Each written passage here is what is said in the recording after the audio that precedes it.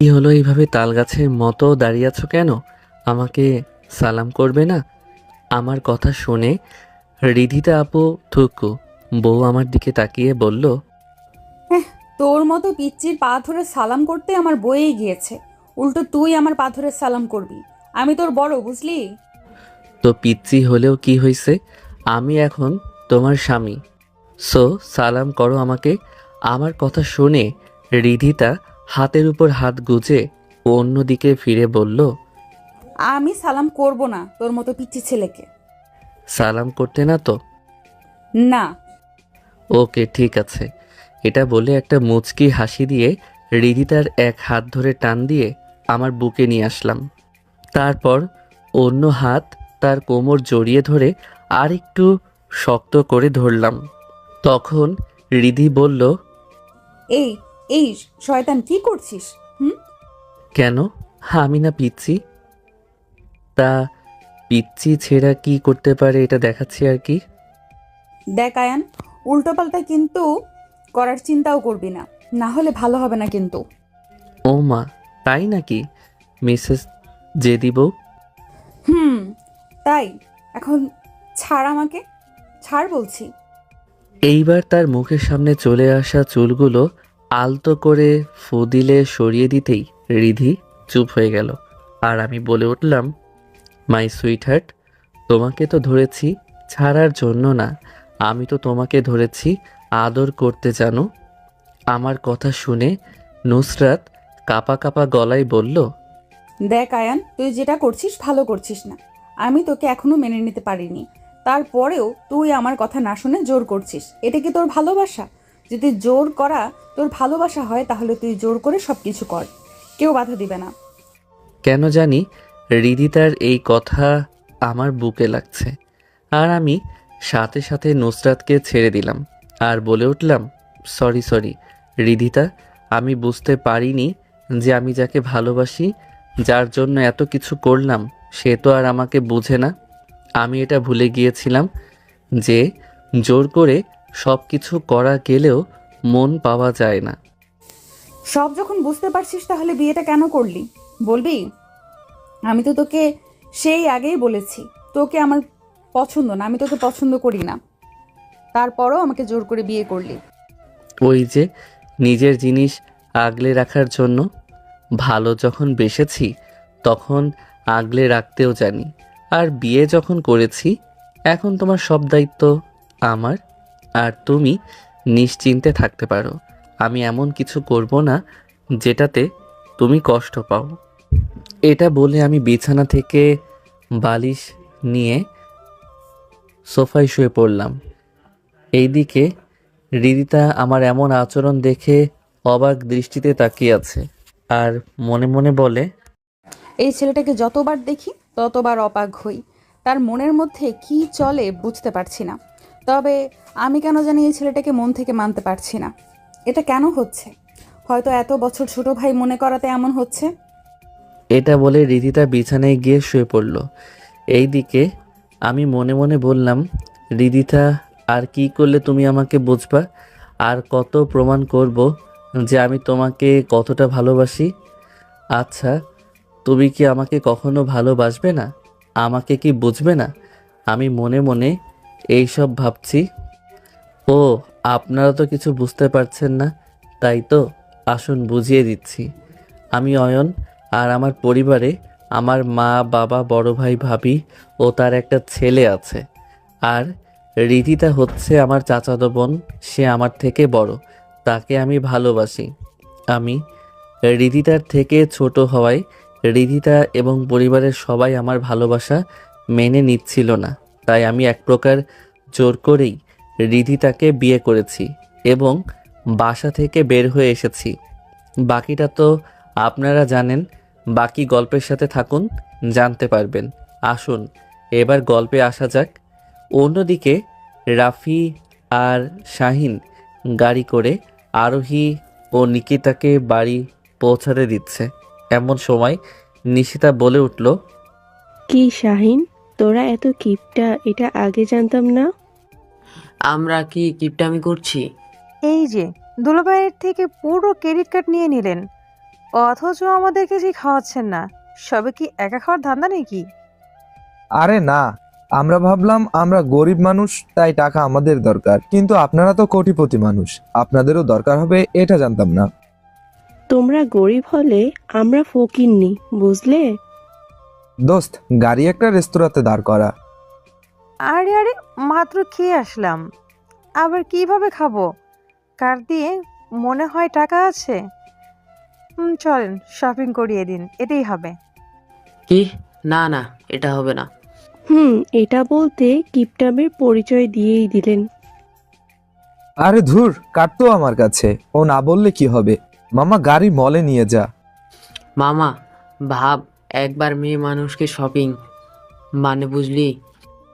ধুর, কার্ড আছে, টাকা গেলে আয়ানের যাবে। মামা, যদি কার্ডের টাকা না থাকে তখন? তুই চিন্তা করিস না তো, কার্ডে টাকা থাকবে। কিছুক্ষণের মাঝে তারা শপিং মলে পৌঁছালো।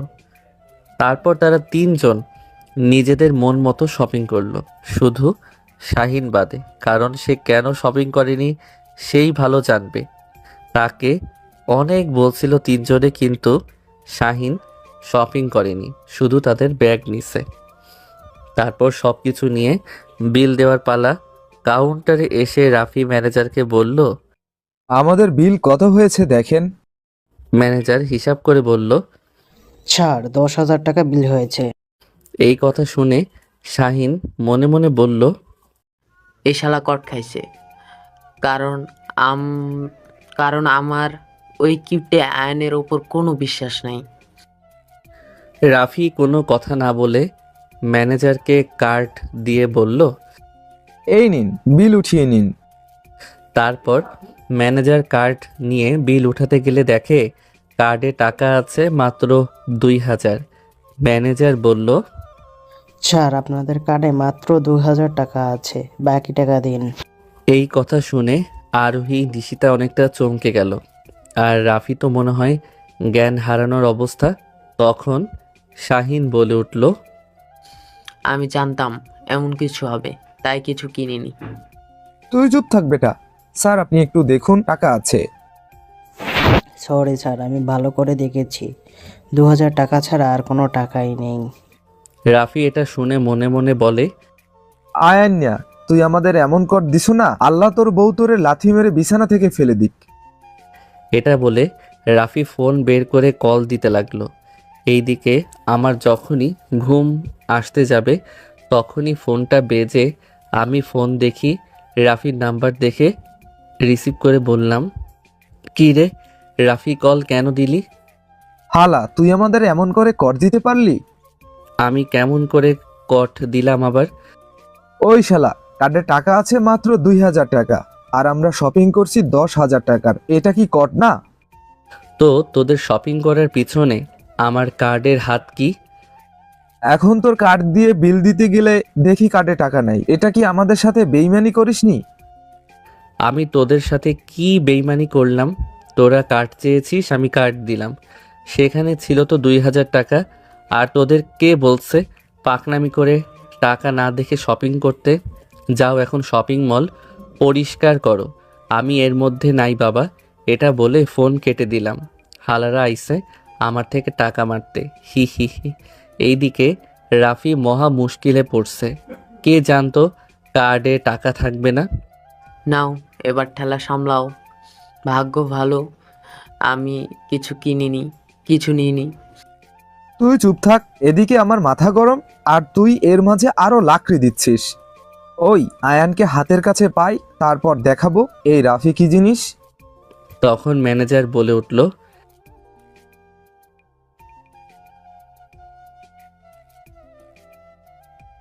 তারপর রাফি মনে মনে আমাকে গালি দিয়ে নিজের মানি ব্যাগ থেকে কার্ড বের করে পেমেন্ট করলো। তারপর তারা মল থেকে বের হয়ে গেল। তখন আরোহী বলল, আহারে, দুলাভাই আপনাদের যেই বোকা বানালো তা একদম দেখার মতো। বুঝলি আরোহী, আয়ান যখন কার্ডটা দিল তখনই আমার সন্দেহ হয়েছে নিশ্চয়ই কোনো ভেজাল আছে। তবে এমন ভেজাল কে জানতো? তাই আমি কিছু নিই নাই। আমি জানি না ওই হালা কত বড় জাউরা। তুই হালা আরেকটা কথা বললে লাথি দিয়ে ফেলে দেবো কিন্তু। পা কিন্তু আমারও আছে। তাছাড়া এখানে আমি তোকে কিছু বলিনি। তুই কেন এত চেতে যাচ্ছিস? তোকে এই দুই আপু বলেছে, আমি না। এই সুন্দরী আপুরা যদি আমাকে বকেও না তাহলে আমার গায়ে লাগবে, কিন্তু তুই শালা আরেকটা কথা বললে আমি কিন্তু ফেলে দেব। আয় লাথি দে, আমি পা ভেঙে একদম পি। এইদিকে আরোহী নিশিতা তাদের ঝগড়া দেখে অবাক হয়ে গেল। এই থামেন, কি করতেছেন? চলুন তো ঘাট দিয়ে কেউ ঝগড়া করে। আর এই সব ঝগড়া বন্ধ করেন।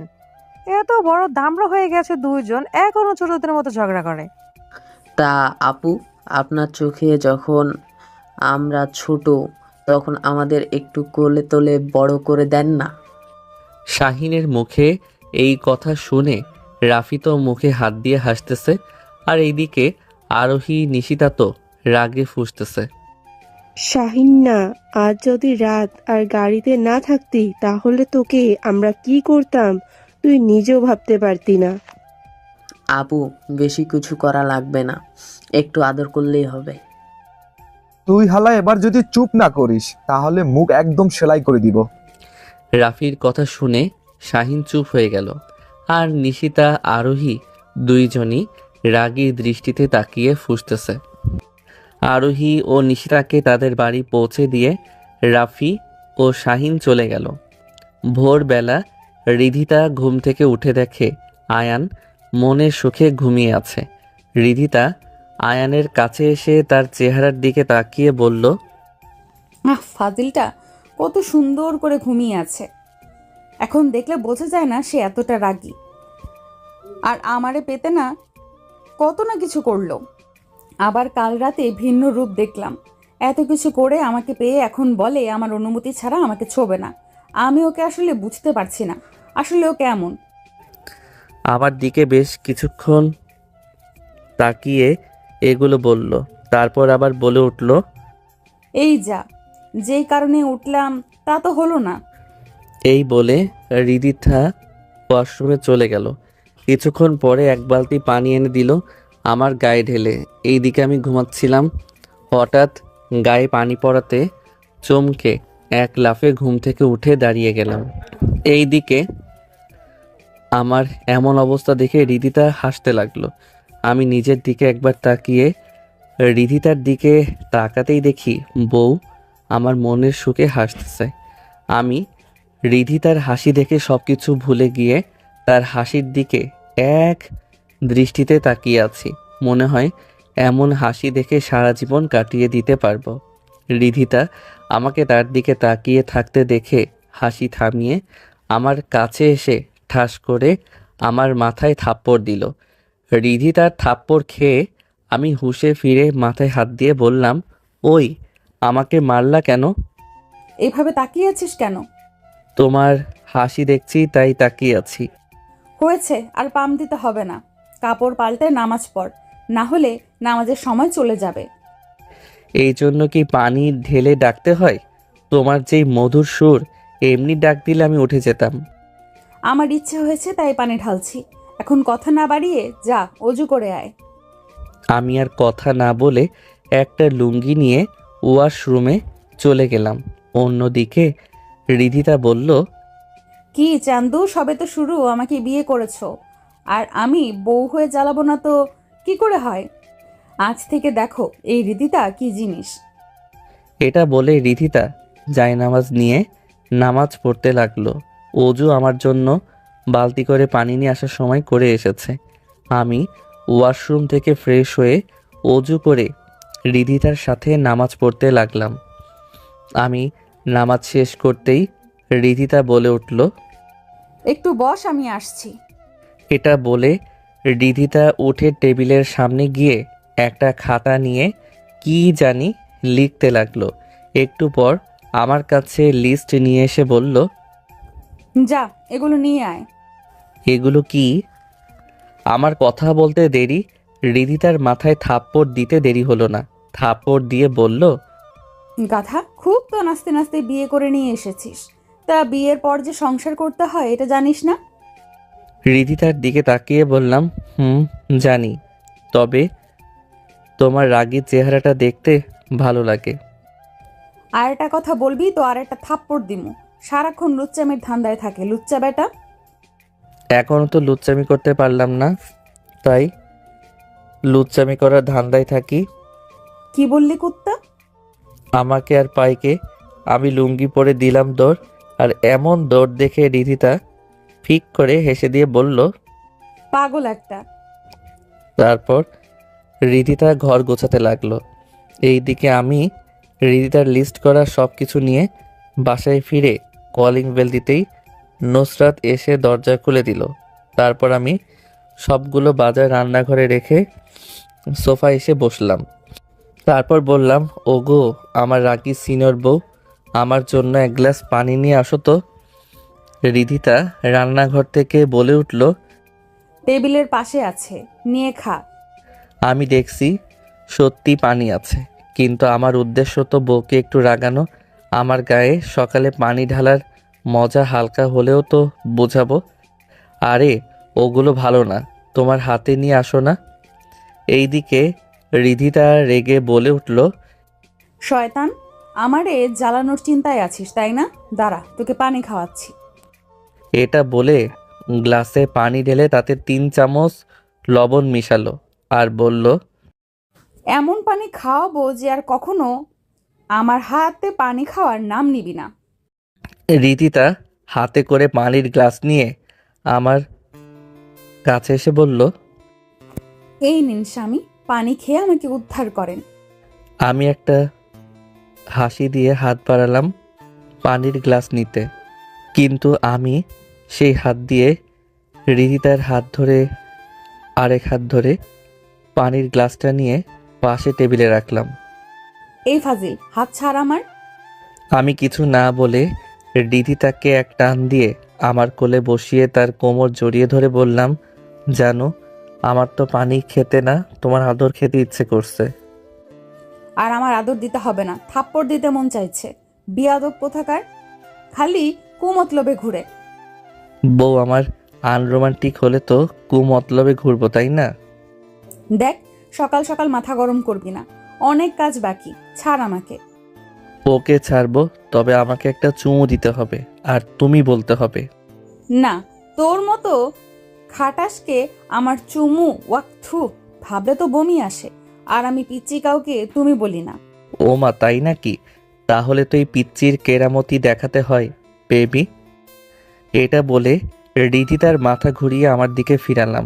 সাথে সাথে রিধিতা আমাকে কাঁপা কাঁপা গলায় বলল, দেখ তো তুই এটা কিন্তু ভালো করছিস না। বউয়ের সাথে যা করা হয় তাই ভালো। এটা বলে তার মাথার পিছনের চুল আঁকড়ে ধরে আরেক হাত কোমরে রাখলাম। আমি আস্তে আস্তে তার মুখের সামনে আমার মুখ নিয়ে আসলাম। আমি এত কাছে আসতেই রিধিতা তার চোখ জোড়া বন্ধ করে নিল। সে নিস্তব্ধ হয়ে গেল। তার বুকের হার্টবিট বেড়ে চলছে। এইদিকে আমি তাকে একদম কাছে নিয়ে এসে তার কপালে একটা চুমু দিলাম আর 2 গালে 2টা চুমু দিলাম। তারপর ছেড়ে দিয়ে বললাম, যাও যাও, এখন বমি করো গা বেবি, আর সবাইকে বলতে থাকবে আমি বাবা হতে চলেছি। আমার এই কথা শুনে রিধিতা আমার দিকে রাগে দৃষ্টিতে তাকিয়ে বলল, কুত্তা, তোকে আমি পরে দেখে নিব। এটা বলে রান্নাঘরে চলে গেল। রান্নাঘরে গিয়ে মনে মনে বলল, এই কেমন স্বামী পেলাম, ভাব নিয়ে একটার আর করবে আরেকটা। ধ্যাৎ, পুরো মুডটাই নষ্ট করে দিল। এটা বলে রান্নাঘরের দরজা দিয়ে আমার দিকে তাকিয়ে দেখে আমি ফোন টিপছি। এটা দেখে বলতে লাগলো, দাঁড়া চান্দু, আমাকে কাজের মেয়ে করে এখন ফোন টেপা হচ্ছে তাই না? এটা বলে একটা থালাতে কিছু ময়দা নিয়ে আমার কাছে আসলো আর আমার সামনে রেখে বলল, এই যে মহারাজ, এগুলো তাড়াতাড়ি মাখেন। আমি ময়দা দেখে রিদিতার দিকে তাকিয়ে বললাম, কি এগুলো? আমি মা মা আর কিছু বলতে পারলাম না। তার কারণ হলো আমি আর কিছু বলার আগে ডাইনিটা পিছন থেকে রুটি উল্টো বেলচা বের করলো। তারপর একটা হাসি দিয়ে বলল, কি যেন বলছিলি তুই? কই না, মানে বলছিলাম আমি এক্ষুনি মেখে দিচ্ছি। Good boy. আমি এসে যেন কাজ শেষ দেখি। এটা বলে রিধিতা রান্নাঘরে গিয়ে রান্না করতে লাগলো। এইদিকে আমি আর কোনো উপায় না পেয়ে ময়দা মাখতে শুরু করলাম। আর নিজেকে বললাম, শালার এ কারে বিয়ে করে নিয়ে আসলাম। কথার আগে হাত চলে বেশি, আর চোখ দিয়ে মনে হয় আগুন বের হবে। আমি ময়দা মেখে রান্নাঘরে নিয়ে গেলাম। সেখানে গিয়ে দেখি বউ আমার রান্না করতে করতে ঘেমে একাকার। তাই আমি থালাটা একপাশে রেখে রিধিতার কাছে গিয়ে তার আঁচল দিয়ে তাকে বাতাস করতে লাগলাম। রিধিতা আমার এমন কাণ্ড দেখে আমার দিকে তাকিয়ে একটা মুচকি হাসি দিল। বিশ্বাস করেন, এই হাসি দেখে নিজের মনের হাজার কষ্ট ভুলে যেতে পারবো। হয়েছে, এমন আলগা পিরিত আর দেখাতে হবে না। যা এখান থেকে। আমার বউকে আমি যা খুশি তা দেখাবো, তাতে তোমার কি? রিধিতা আমার দিকে রাগী দৃষ্টিতে তাকিয়ে বলল, কি বললি কুত্তা? না মানে আমি ওইভাবে বলতে চাইনি কথাটা, তুমি যেমনটা ভাবছো। তাহলে কেমন করে বলছিস? মানি না, বকছিলাম আমার বউকে আমি যেমন খুশি তেমন আলগা পিরিতি দেখাবো, এতে তোমার কি? আমার যাই হোক, এইসব আলগা পিরিত বাদ দিয়ে এখানে দাঁড়া। আচ্ছা বউ, তুমি কি একটু সুন্দর করে কথা বলতে পারো না? না, পারি না। এখন চুপচাপ এখান থেকে যাবি নাকি লাথি দিয়ে বের করব? যাচ্ছি। পুরো একটা ডাইনিকে বিয়ে করলাম মনে হয়। হালকা বিড়বিড় করে বললাম কথাটা।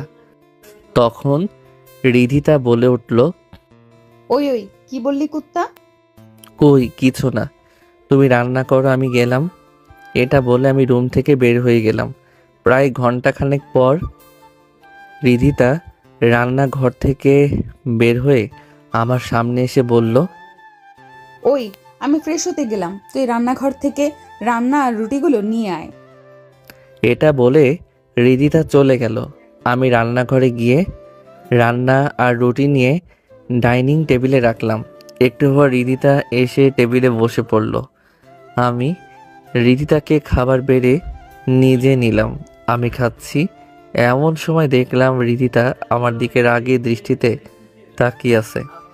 কি হলো বউ, এইভাবে আমার দিকে তাকিয়ে আমাকে গিলে না খেয়ে পেটের খাবার খাও, তাহলে পেট ভরবে। আমার কথা শুনে রিধিতা রেগে আমার পায়ে দিল একটা লাথি। আমি লাথিকে আহ করে চিৎকার দিলাম, ওই আমারে মারলা কেন? একদম বেশি করছিস শালা। এত কষ্ট করে রান্না করলাম আমি, আর কুমির কোথাকার একা খেয়ে নিচ্ছে। তা কানা বউ, আপনাকে কে খেতে মানা করছে? আপনার চোখে কি এই খাবারগুলো দেখতে পাচ্ছেন না? এই কুত্তা, একদম আমাকে কানা বলবি না, না হলে তোর চোখ দুটো তুলে নিব। এই কথা শুনে আমি সাথে সাথে এক হাত দিয়ে চোখ লুকালাম। আমার চোখে নজর না দিয়ে খাবারে নজর দেন। আচ্ছা, আমি তোর কে? কেন? আমার বিয়ে করা বউ। আমাকে তুলে নিয়ে বিয়ে কে করেছে? আমি। তাহলে খাওয়ানোর দায়িত্ব কার? আমার। তাহলে তুই একা খাচ্ছিস কেন?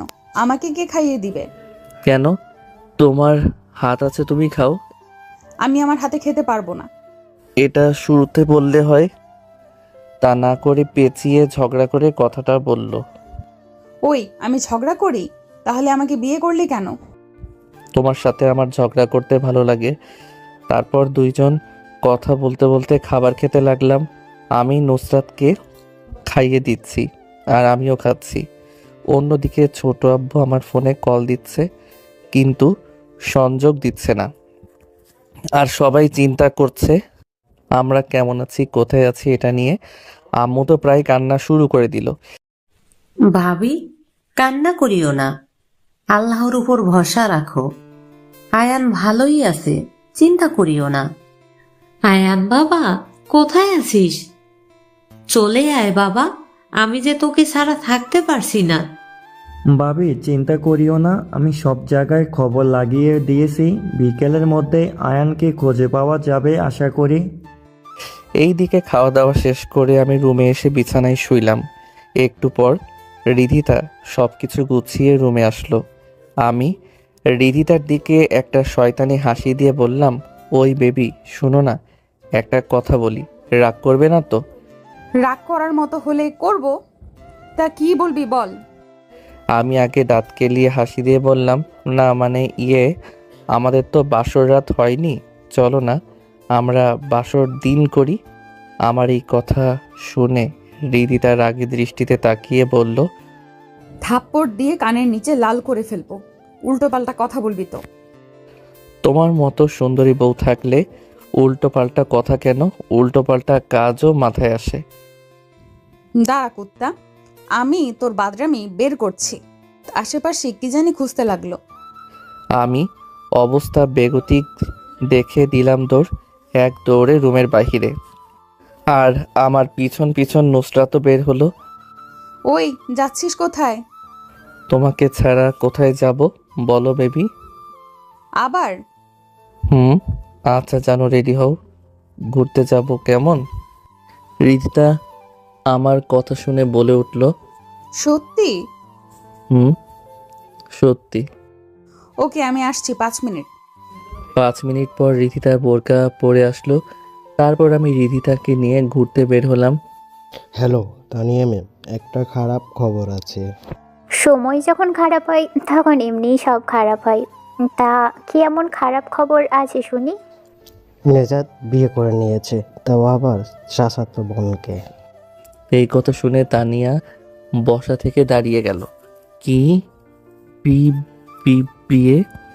তাও নেজাত, তুই সত্যি বলছিস তো নাকি মিথ্যা? না ম্যাম, আমি সত্যি বলছি। তবে যতটুকু খবর শুনছি, তার চাচাতো বোন তাকে পছন্দ করে না, আর সে চাচাতো বোনকে জোর করে বিয়ে করেছে। লোকটার কথা শুনে তানিয়ার মুখে একটা হাসি ফুটলো। তানিয়া বলল, ওই পদ্মাদের চোখে কি কোনো মেয়ে পড়েনি যে জোর করে বিয়ে করছে? আরে আমাকে বলতো, আমি নিজে বিয়ে করে নিতাম। এটা বলে ফোন কেটে দিল তানিয়া আর মনে মনে বলল, ভাবছিলাম তোমাকে নিজের করে পেতে একটু কষ্ট করতে হবে, কিন্তু এখন দেখছি হালকা করলেই হবে, কারণ আগুনে ঘি ঢাললে আগুন আরো জোরে জ্বলে ওঠে। এইদিকে রমজান সাহেব তার ছেলের রুমে গিয়ে বলল, বাবা তুমি যাও, আমি এখান থেকে ওই দিন যাব যেদিন ওই নুসরাতকে আমার করতে পারবো।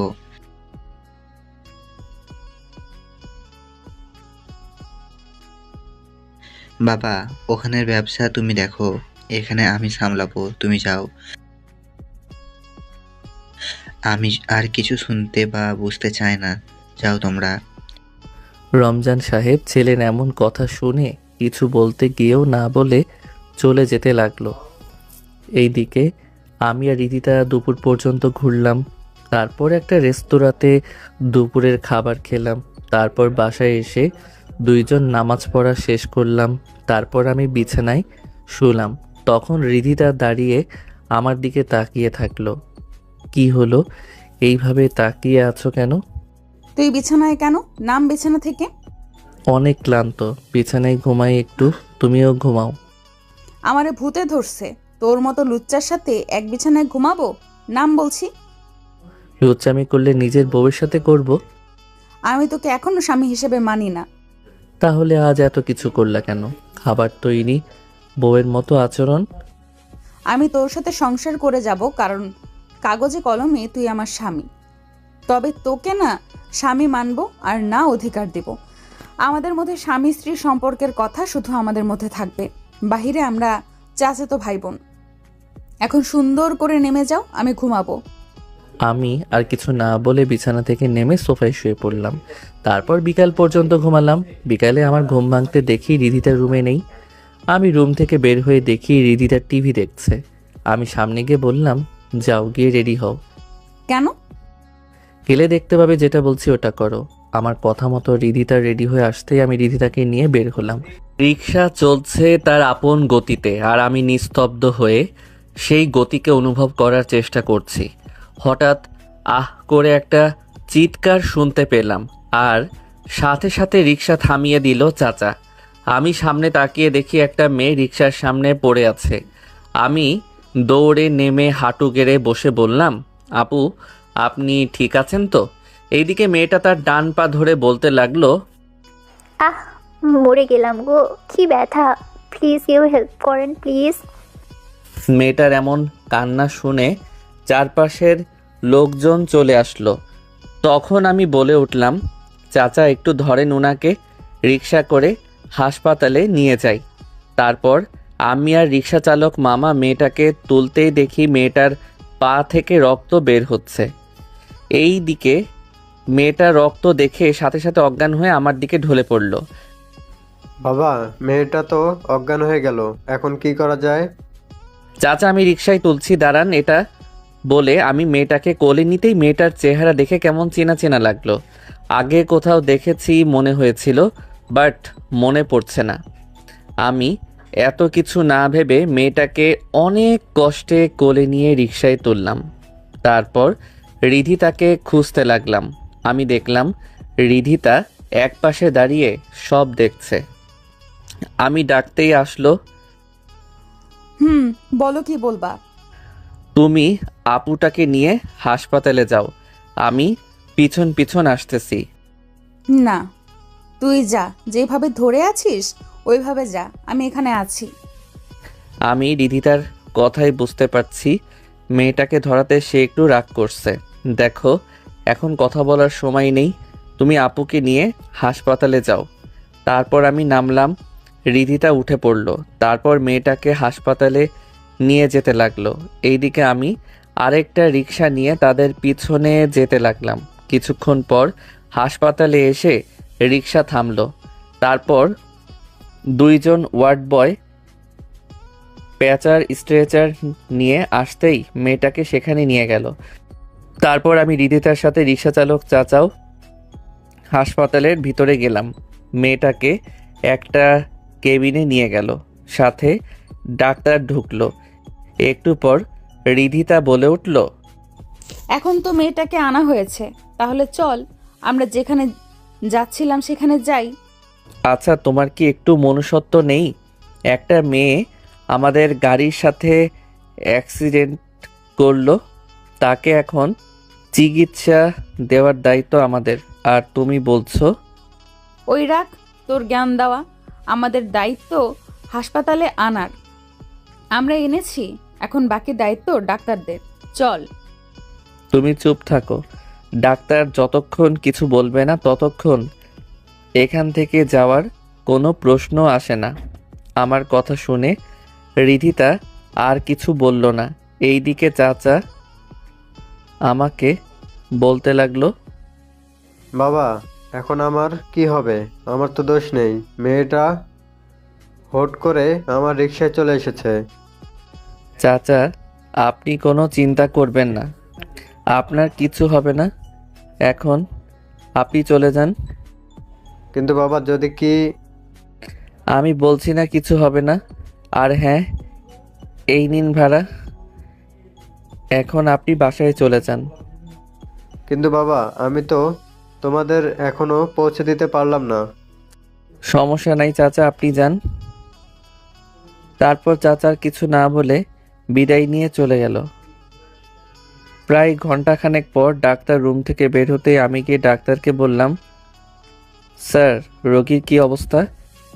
চিন্তার কোনো কারণ নেই, পাটা হালকা মুচকে গিয়েছে আর একটু কেটে গিয়েছে, ওটা ওয়াশ করে ব্যান্ডেজ করে দিয়েছি।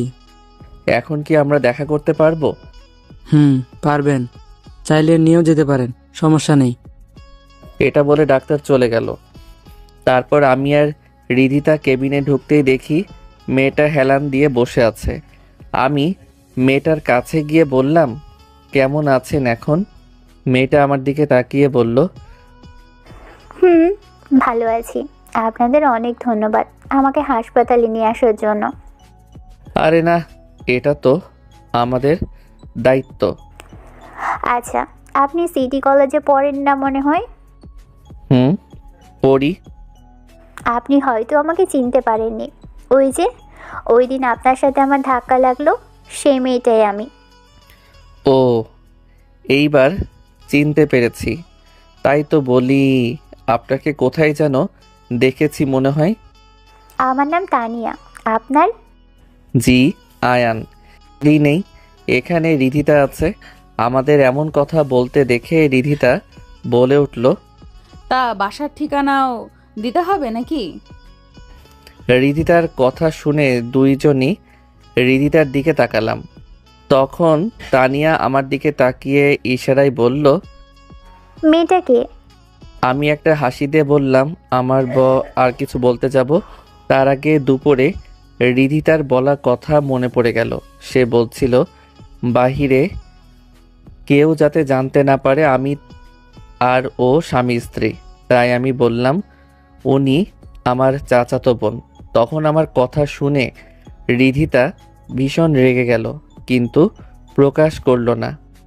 ও আচ্ছা, আমরা চলে যাব। আপনি আপনার বাবা ভাই কারোর নাম্বার দিন, আমি তাদের কল দিয়ে আসতে বলি। ওটার প্রয়োজন নেই, আমাকে আমার ব্যাগটা দিলে হবে। তখন রিধিতা সেই মেয়েটার ব্যাগটা দিয়ে দিল। আসলে এখানে আসার সময় রিধিতাকে আমি কুড়িয়ে দিয়েছিলাম। এখন আপনারা যেতে পারবেন। ওকে বাই, আল্লাহ হাফেজ। এটা বলে আমি রিধিতার রুম থেকে বের হয়ে চলে গেলাম। অন্যদিকে তানিয়া মনে মনে একটা হাসি দিয়ে বলল, বাহ বাহ, এখানে তো অনেক দূর নদীর তীরটা, যেটা পাড়ি দেওয়া অত সম্ভব না। এই দিকে রিধিতাকে নিয়ে হাসপাতালের নিচে দাঁড়িয়ে থাকলাম। একটু পর একটা ট্যাক্সি আসতেই ওটাতে উঠে পড়লাম। তখন, কেন, তোমার আবার কি হলো হঠাৎ? যেটা বললাম ওটা কর, আমার ভালো লাগছে না। আমি তো বুঝে উঠতে পারছি না এর আবার কি হলো, হঠাৎ এত রেগে গেল কেন? আমি ড্রাইভারকে বললাম, ভাই চৌধুরী বাড়িতে নিয়ে যান তো। আমি এই কথা বলতে ড্রাইভার গাড়ি চালাতে লাগলো। আর রিধিতা আমার দিকে কেমন করে যেন তাকিয়ে থাকলো। এইভাবে তাকিয়ে আছো কেন? না, ওই বাড়িতে কেন? আমি আমার শ্বশুর বাড়িতে তার বউকে নিয়ে যাচ্ছি। এখানে কারণ খোঁজো কেন? কে তোর বউ শুনি? ও মা, কে মানে? তুমি আমার বউ? থাপ্পড় দিয়ে একেবারে নাক ফাটিয়ে দিব। আমি যদি তোর বোন না, চাচাতো বোন। না, তুমি আমার বউ। তাহলে ওই মেয়েকে বোন বললি কেন? এটা তো তোমার জন্য বলছি। আমার জন্য মানে? কারণ তুমি বিকালে বলছিলে আমরা যে স্বামী স্ত্রী তা কেউ জানতে না পারে। আমার কথা শুনে রিধিতা চুপ হয়ে গেল আর মনে মনে বলল, দূর, কেন যে ভাবিনি কথাটা বলতে গেলাম। এখন এই ফাজিল যেই যাওরা যেখানে যাব সেখানে বোন বানিয়ে দিবে। থাক, ইচ্ছে করছে নিজের চুল নিজে ছিঁড়ি। এইদিকে আমি রিধিতাকে চুপ থাকতে দেখে আর কিছু বললাম না। একটু পর গাড়ি বাজারে আসতেই আমি থামাতে বলতেই ড্রাইভার গাড়ি থামালো। তারপর, তুমি এখানে বসো, আমি একটু পরে আসতেছি। এটা বলে আমি ট্যাক্সি থেকে নেমে ফলের দোকানে গেলাম। সেখান থেকে ফলমূল কিনে গেলাম মিষ্টির দোকানে। তারপর ওখান থেকে মিষ্টি কিনে চলে আসলাম ট্যাক্সিতে। আমি ট্যাক্সিতে উঠতেই রিধিতা আমার হাতে এইসব দেখে বলল, এইসব কি জন্য নিয়ে যাচ্ছ? শ্বশুর বাড়িতে প্রথম যাচ্ছি, আর কিছু নিয়ে না গেলে কেমন হয় না? তাই বলে এত কিছু? তোমার এইসব নিয়ে এত ভাবতে হবে না। কিছুক্ষণ পর আমাদের বাড়ির সামনে গাড়ি এসে থামলো। তারপর গাড়ি থেকে ভাড়া মিটিয়ে রিধিতাকে সব কিছু দিয়ে বললাম, তুমি যাও। তুমি যাবে না? না, আমার একটু কাজ পড়েছে, তুমি ভিতরে যাও। তুই না গেলে আমিও যাব না। তো আমার কাজ পড়েছে, তুমি যাও। এটার মানে তুই এই বাড়িতে যাবি না? যদি তাড়াতাড়ি কাজ শেষ হয় তাহলে যেতে পারবো। তাছাড়া কাজ কখন শেষ হবে তা জানি না। এমনিতেই বাড়িতে যাওয়ার যোগ্যতা আমার নেই। এখন চুপচাপ তুমি যাও তো। এটা বলে রিধিতাকে অনেকটা জোর করে গেট দিয়ে ভিতরে পাঠিয়ে দিয়ে আমি হাঁটা ধরলাম। অন্যদিকে রিধিতা বলল, তুই আমার বাসায় একা পাঠাইছিস না? এই বাসায় তুই না ঢোকা পর্যন্ত আমি ওই বাসা থেকে বের হব না। এটা বলে রিধিতা বাসার দরজার সামনে গিয়ে কলিং বেল দিল। কিছুক্ষণ পর দরজা খুলে দিল ভাবি। ভাবি রিধিতাকে দেখে বলল, রিধিতা তুমি? এটা বলে গলা টেনে পিছনে আশেপাশে তাকাতে লাগলো। আবার বলল, আয়ান কই? ভাবি ওই বেটার কথা বলবেন না। এত করে বলছি বাসায় আসতে, কিন্তু আসলো না। আমাকে পাঠিয়ে দিয়ে কাজের বাহানা করে চলে গেল। এইদিকে আম্মু, ছোট আম্মু সোফায় বসে কথা বলছে। এমন সময় আম্মু বলে উঠল, রাকিবের আম্মু, তুমি কার সাথে কথা বলছো? তোমার বউ মার সাথে আম্মু। বৌমা মানে? এসে দেখে যাও। এটা বলে ভাবি রিধিতাকে হাত ধরে ভিতরে নিয়ে আসলো। আর আম্মু রিধিতাকে দেখে দৌড়ে এসে জড়িয়ে ধরে বলল, মা তোরা এসেছিস? কই আমার ছেলে কই? বাহিরে বুঝি? আম্মু এমন উতলা হয়ে আমাকে খুঁজতে দেখে রিধিতা কি বলবে বুঝতে পারছে না। রিধিতা মাথা নিচু করে বলল, ওর নাকি কি কাজ পড়েছে, তাই আমাকে বাসায় নামিয়ে দিয়ে চলে গেল। আমি অনেক চেষ্টা করছি কিন্তু আসেনি, তাই আমিও মনে মনে একটা কথা ভেবে রাখছি। কি? তোমার ছেলে এই বাসায় না আসা পর্যন্ত আমি ওর কাছে যাব না। এই না হলে আমার বৌমা? একদম ঠিক কাজ করেছিস। এইবার দেখি আমার বাদর ছেলে আমার কাছে না এসে পারে কি না। তা তোর হাতে এগুলো কি? সব তোমার ছেলে দিয়েছে। নিজের বাসায় আসতে এইসব লাগে? আমি মানা করছি কিন্তু শোনেনি। তা আমার দুই আব্বু কই? অফিসে গিয়েছে। এখন এখানে দাঁড়িয়ে না থেকে সোফায় বস। বড় বৌমা, তুমি নাস্তা নিয়ে আসো। থাক আম্মু, আমার নাস্তা লাগবে। আমার অনেক কাজ, রুমে যাই। এটা বলে রিধিতা উঠতেই রাকিব কোথা থেকে দৌড়ে এসে রিধিতার কোলে উঠে বলল, ছোট আম্মু, তুমি কই ছিলা? জানো তোমাকে আমি কত খুঁজেছি। রাকিবের মুখে ফুপি না শুনে রিধিতা বলল, রাকিব, তুমি আমাকে ছোট আম্মু বললে কেন? আম্মু বলতে বলছে তাই বলছি। আচ্ছা, তোমার সাথে নাকি চাচ্চু গিয়েছে? চাচ্চু কই? ওই বেটা আমারে অনেক দিন হলো চকলেট দেয়নি, তাকে পেলে খামচি দিমু। তোমার চাচ্চু অনেক পচা। আসুক আজ, দুইজন মিলে খামচি দিব, কেমন? ছোট আম্মু আসো কাজ। তারপর রিধিতা রাকিবকে কোল থেকে নামিয়ে দিল আর নিজের রুমে যেতে লাগলো। তখন আম্মু বলল, রিধি, ওই দিকে কই যাস? আয়ানের রুম তো এই দিকে। আম্মু, আমার রুমে অনেক জিনিস আছে না, ওগুলো নিয়ে যাব তাই। ও আচ্ছা, যা তাহলে। অন্যদিকে আমি কাজের নাম করে চলে আসলাম বন্ধুদের কাছে।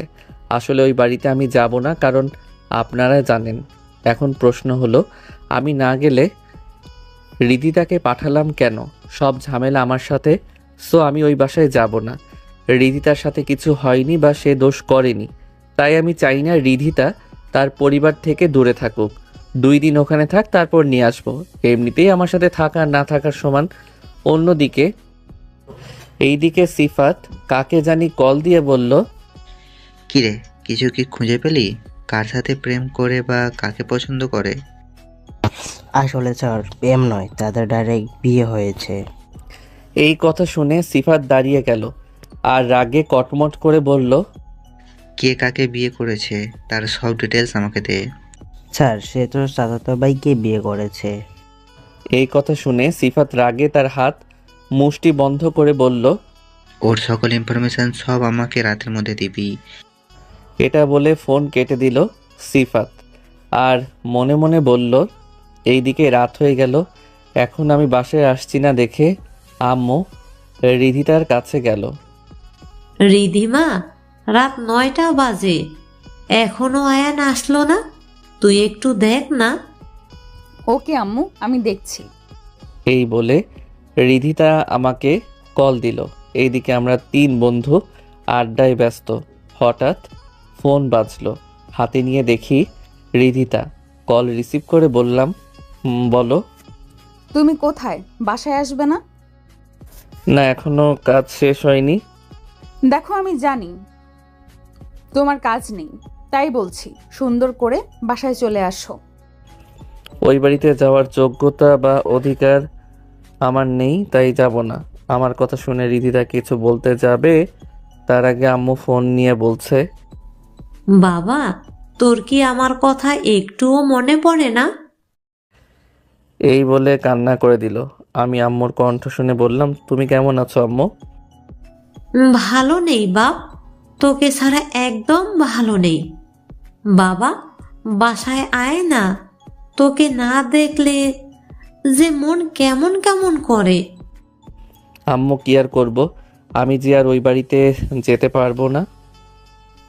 তোর এই মায়ের কান্না দেখেও তুই আসতে পারবি না?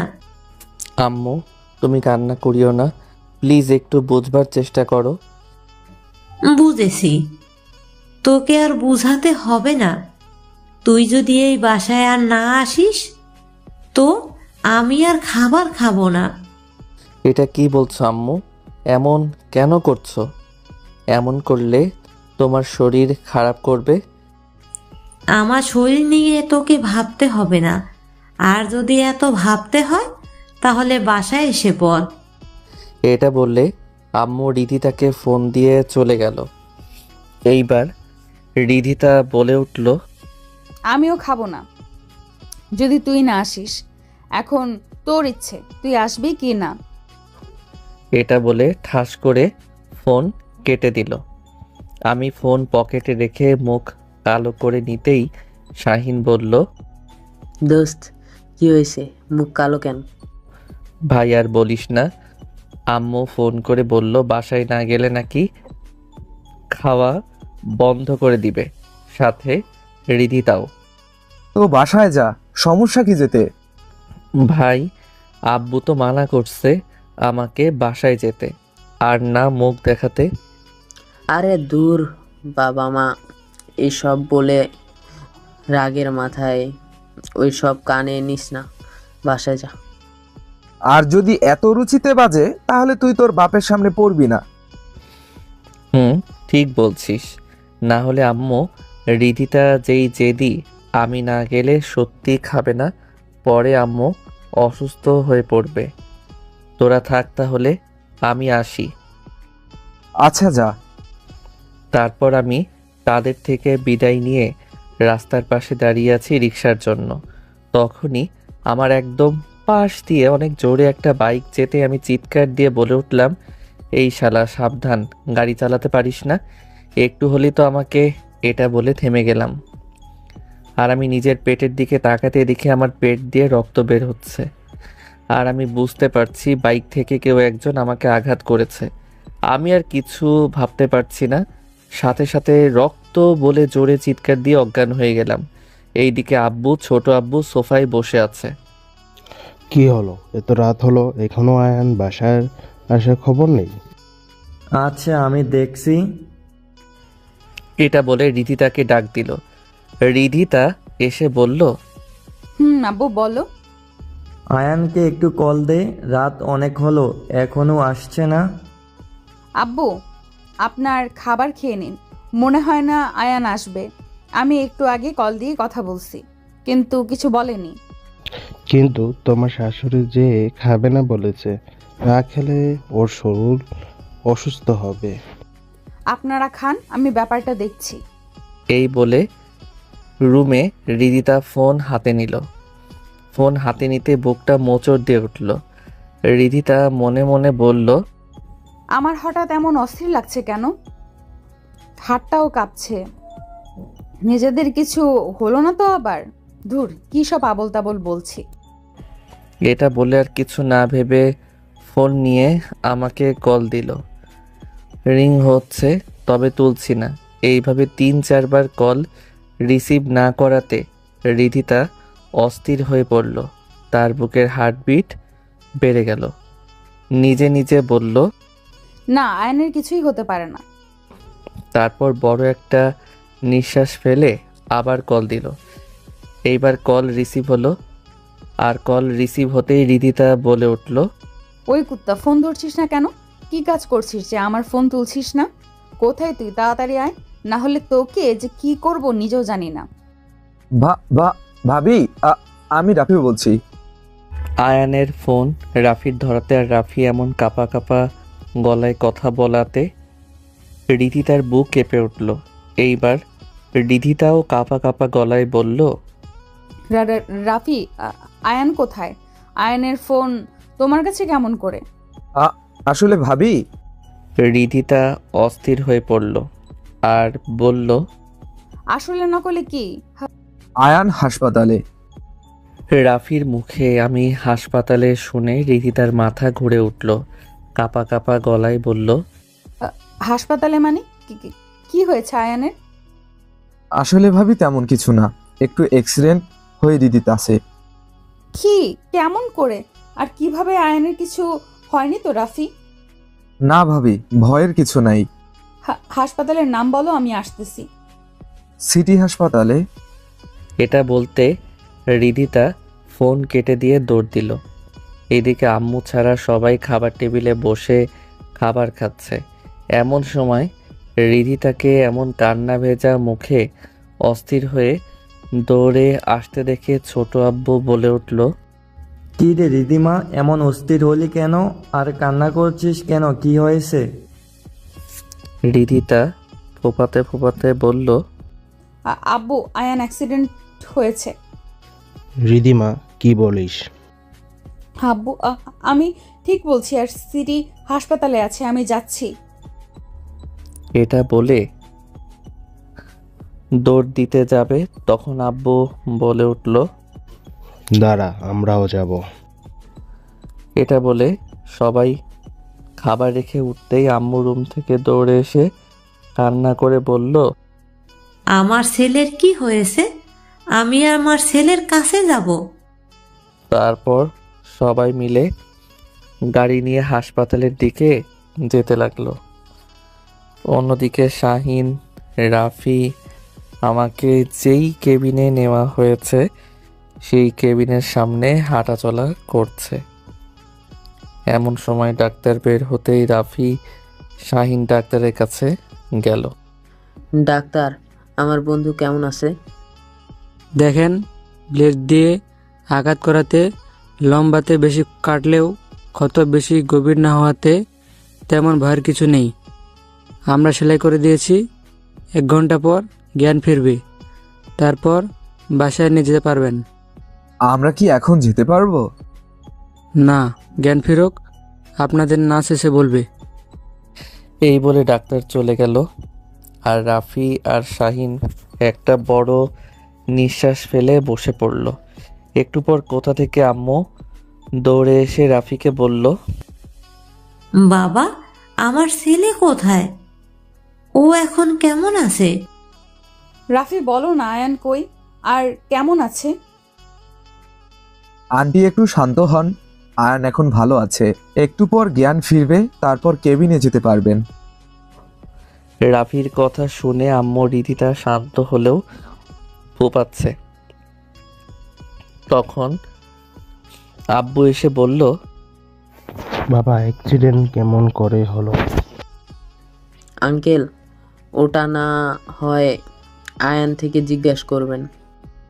তখনই আম্মু আব্বুর কলার ধরে বলল, সব তোমার জন্য হয়েছে। তুমি যদি আজ আমার ছেলেকে বাসা থেকে বের করে না দিতে, তাহলে আজ এমন একটা দিন দেখতে হতো না।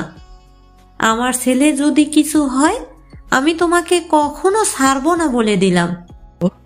আম্মুর এমন কথা বলাতে বাবা চুপ হয়ে আছে, কিছু বলছে না। এইদিকে ভাবি এসে আম্মুকে ধরে বলল, আম্মু, এটা হাসপাতাল, অনেক মানুষ আছে, একটু শান্ত হন, পরে না হয় এইসব দেখা যাবে। শুনে আম্মু শান্ত হলেও কিছু বলল না। এইদিকে প্রায় 1 ঘন্টা পর আমার জ্ঞান ফিরতেই আমি চারপাশে তাকাতে লাগলাম, আর চারদিকে তাকিয়ে বুঝলাম আমি হাসপাতালে আছি। আমার জ্ঞান ফিরা দেখে নার্স বাহিরে গিয়ে বলল। এইদিকে নার্সের মুখে আমার জ্ঞান ফেরার কথা শুনে আম্মু দৌড়ে কেবিনে ঢুকে গেল। তার পিছনে পিছনে ভাইয়া, ভাবি, রিদিতা, আব্বু সবাই ঢুকলো। এইদিকে আম্মু আমার কাছে এসে জড়িয়ে ধরে কান্না করে দিল। তোকে ছাড়া আমি কি করে থাকতাম? বল, একটু দেখে শুনে চলাফেরা করবি না? আম্মু, আমার তেমন কিছু হয়নি, একটু ব্যথা পেয়েছি। তখন রিধিতা বলে উঠল। বললেই হলো তেমন কিছু হয়নি? আমি দেখছি তোমার পেটের মাঝে ব্যান্ডেজ। এত রাত পর্যন্ত বাইরে থাকতে কে বলেছে? ধুর, চিন্তা করিও না, আমি তো সুস্থ হয়ে যাব। তা অ্যাক্সিডেন্ট হলো কি করে? রাফিদের সাথে আড্ডা দিয়ে আসার পথে সামনে থেকে একটা বাইক কন্ট্রোল হারিয়ে আমাকে লাগিয়ে দিল, তাই পেটে ব্যথা পেয়েছি। আমার কথা শুনে আম্মু বলে উঠল। আজ থেকে তো রাতে বাহিরে যাওয়া বন্ধ। আম্মুর কথা শুনে মাথা নাড়ালাম। তখন খেয়াল করলাম বাবা, ভাই, ছোট আব্বু আছে। তখন ছোট আব্বু বলে উঠল। আচ্ছা, এখানে আর কথা না বাড়িয়ে চল নেজাতকে বাসায় নিয়ে যা। আমি ছোট আব্বুর মুখে বাসায় যাওয়ার কথা শুনে রাফিকে বললাম, রাফি আমাকে ধরো তো। আর শাহিন, তুই গিয়ে একটা ট্যাক্সি নিয়ে আয়। আমার কথা শুনে ভাইয়া রাফিকে ইশারা দিয়ে থামিয়ে আমাকে ধরতে আসলে আমি থামিয়ে বললাম, রাফি, আমি তোকে বলছি। আর শাহিন, দাঁড়িয়ে কেন? ট্যাক্সি নিয়ে আয়। আমি ধরলে কি সমস্যা? আমার মতো কুলাঙ্গারকে আপনি ধরে আপনার পবিত্র শরীর নোংরা করবেন না। আমার কথা শুনে ভাইয়া বুঝতে পারছে আমি এখনো রাগ করে আছি। তখন ছোট আব্বু আমাকে ধরলো আর বলল, আমি দললে তো সমস্যা নাই। না আব্বু। তারপর ছোট আব্বু আমাকে ধরে বেড থেকে নামালো। আর তখন রিধিতা এসে আমার আরেকটা হাত ধরলো। আমি কিছু বললাম না। তারা দুইজনই আমাকে ধরে রেখেছে আর আমি তাদের উপর ভর করে হাঁটছি। তখন আমি বললাম, রাফি, কাউন্টারে কত বিল হয়েছে দেখতো, আর যা হয়েছে দিয়ে আয়। এটা বলতেই আব্বু বলে উঠল, থাক রাফি, তোমাকে কষ্ট করে যেতে হবে না, আমি যাচ্ছি। তখন আমি বলে উঠলাম, রাফি, আমি তোকে যেতে বলছি। আমার মতো কোনো কুলাঙ্গারের জন্য কারোর টাকা নষ্ট হোক সেটা আমি চাই না। এটা কি বলছিস তুই? তুই আমার ছেলে, আর আমার ছেলের চিকিৎসার টাকা দিতে গেলে কেন আমার টাকা নষ্ট হবে? আপনি নিজে অস্বীকার করছেন আমি আপনার ছেলে না। আয়ান, আব্বুর সাথে এমনভাবে কেউ কথা বলে? তুমি চুপ থাকো। রাফি, যা বিল দিয়ে আয়। এটা বলে রাফি দ্রুত চলে যেতে লাগলো। এইদিকে এটা পাবলিক প্লেস হওয়াতে আব্বু তেমন কিছু বলছে না। হাসপাতাল থেকে বের হওয়ার পরপরই শাহিন ট্যাক্সি নিয়ে হাজির। ছোট আব্বু, অনেক কষ্ট দিলাম, এখন আপনারা যান, আমি যেতে পারবো। রাফি, আমাকে ধর। আর রিধিতা, তুমি আমার সাথে যাবে নাকি আব্বুর সাথে বাসায় যাবে, নাকি আব্বুর সাথে তাদের বাসায় যাবে? আমার কথা শুনে রিধিতা কিছু বলতে যাবে তার আগে আম্মু বলে উঠল, তুই কোথায় যাবি আবার? আমার বাসায় যাব। তোর বাসা মানে? আমাদের সাথে তুই যাবি না? তোমাদের সাথে আমি কোথায় যাব? কেন আমাদের বাসায়? ওখানে আমার যাওয়ার কোনো অধিকার যোগ্যতা কিছু নেই, তাই ওখানে যাওয়ার কোনো প্রশ্ন আসে না। দেখ, আমি বেশি কথা বলতে পছন্দ করছি না। তুই যদি আমাদের সাথে না যাস তাহলে আমি ওই বাসায় যাব না, বাহিরে থাকবো। আম্মুর কথা শুনে রিধিতা বলল, আমিও যাব না, এখানে থাকবো। আমিও যাব না। সবার কথা শুনে মনে হচ্ছে সবাই আমাকে ইমোশনাল ব্ল্যাকমেইল করছে। থাক থাক, আর ইমোশনাল করতে হবে না, আমি যাব। আমার কথা শুনে সবাই খুশি হয়ে গেল।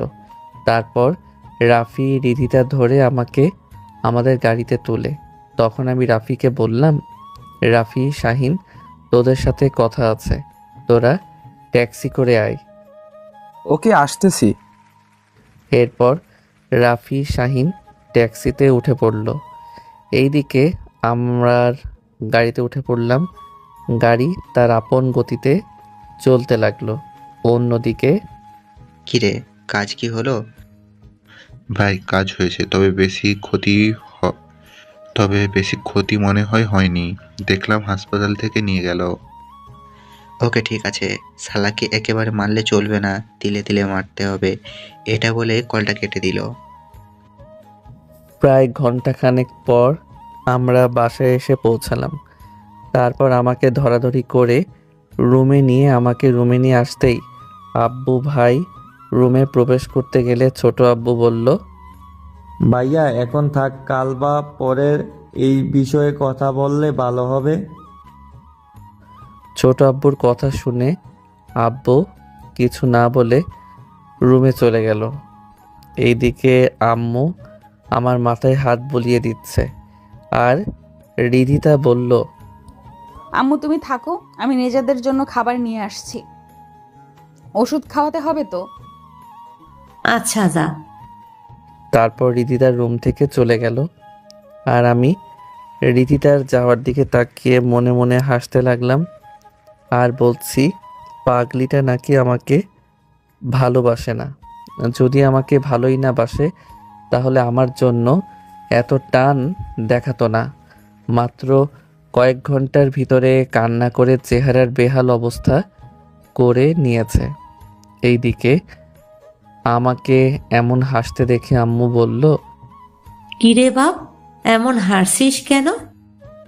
আমি একটু হাসি দিয়ে বললাম, আম্মু, এই যে তোমার বৌমা আমাকে নাকি দেখতে পারে না, সে নিজের মুখে বলছে, আর আজ দেখো আমার কিছু একটা হওয়াতে কত অস্থির হয়ে গিয়েছে।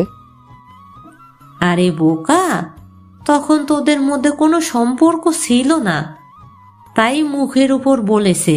এখন তুই ও স্বামী, আর মেয়েদের স্বামী মানে তার পৃথিবী। আর স্বামীর কিছু হলে মেয়েরা কখনো মেনে নিতে পারে না, বুঝলি? বুঝেছি। তখনই দরজার পাশ থেকে রাফি বলে উঠল, আমরা আসতে পারি? আরে অনুমতি লাগে নাকি, আয় ভিতরে। তারপর তারা দুইজন রুমে ঢুকে চেয়ারে বসলো। আম্মু, যাও রাফিদের জন্য নাস্তা নিয়ে আসো। এটা বলতেই আম্মু উঠতে গেলে, আরে না আন্টি, তার কোনো প্রয়োজন নেই। আম্মু ওদের কথা শুনবে না, ওদের জন্য নাস্তা আনো আর রিধিতাকে বলো খাবার তৈরি করতে, আজ ওরা আমাদের বাসায় খাবে। এটা বলতেই আম্মু চলে গেল। দোস্ত, একটু বেশি হয়ে গেল না? আমরা না হয় আরেকদিন খাবো বাসায়। চুপচাপ বসে থাক। রাফি, তুই গিয়ে দরজাটা লাগিয়ে দে। আমার কথা মতো রাফি দরজা লাগিয়ে দিল। দোস্ত, এখন বল, তোকে কারা মারতে চেয়েছে? জানি না ভাই, তোদের থেকে বিদায় নিয়ে রাস্তার পাশে রিক্সার জন্য দাঁড়াতেই হঠাৎ করে একটা বাইক একদম আমার পাশ দিয়ে গেল। আর আমি তাদেরকে গালি দিতেই খেয়াল করলাম আমাকে আঘাত করা হয়েছে। আর আমি আচমকা রক্ত দেখে ভয়ে অজ্ঞান হয়ে গেলাম। কিন্তু আমি হাসপাতালে কেমনে? আমরা আড্ডায় বসেছিলাম, এমন সময় তোর চিৎকার শুনে দৌড়ে তোর কাছে আসতেই দেখি তুই রক্তাক্ত অচেতন অবস্থায় পড়ে আছিস।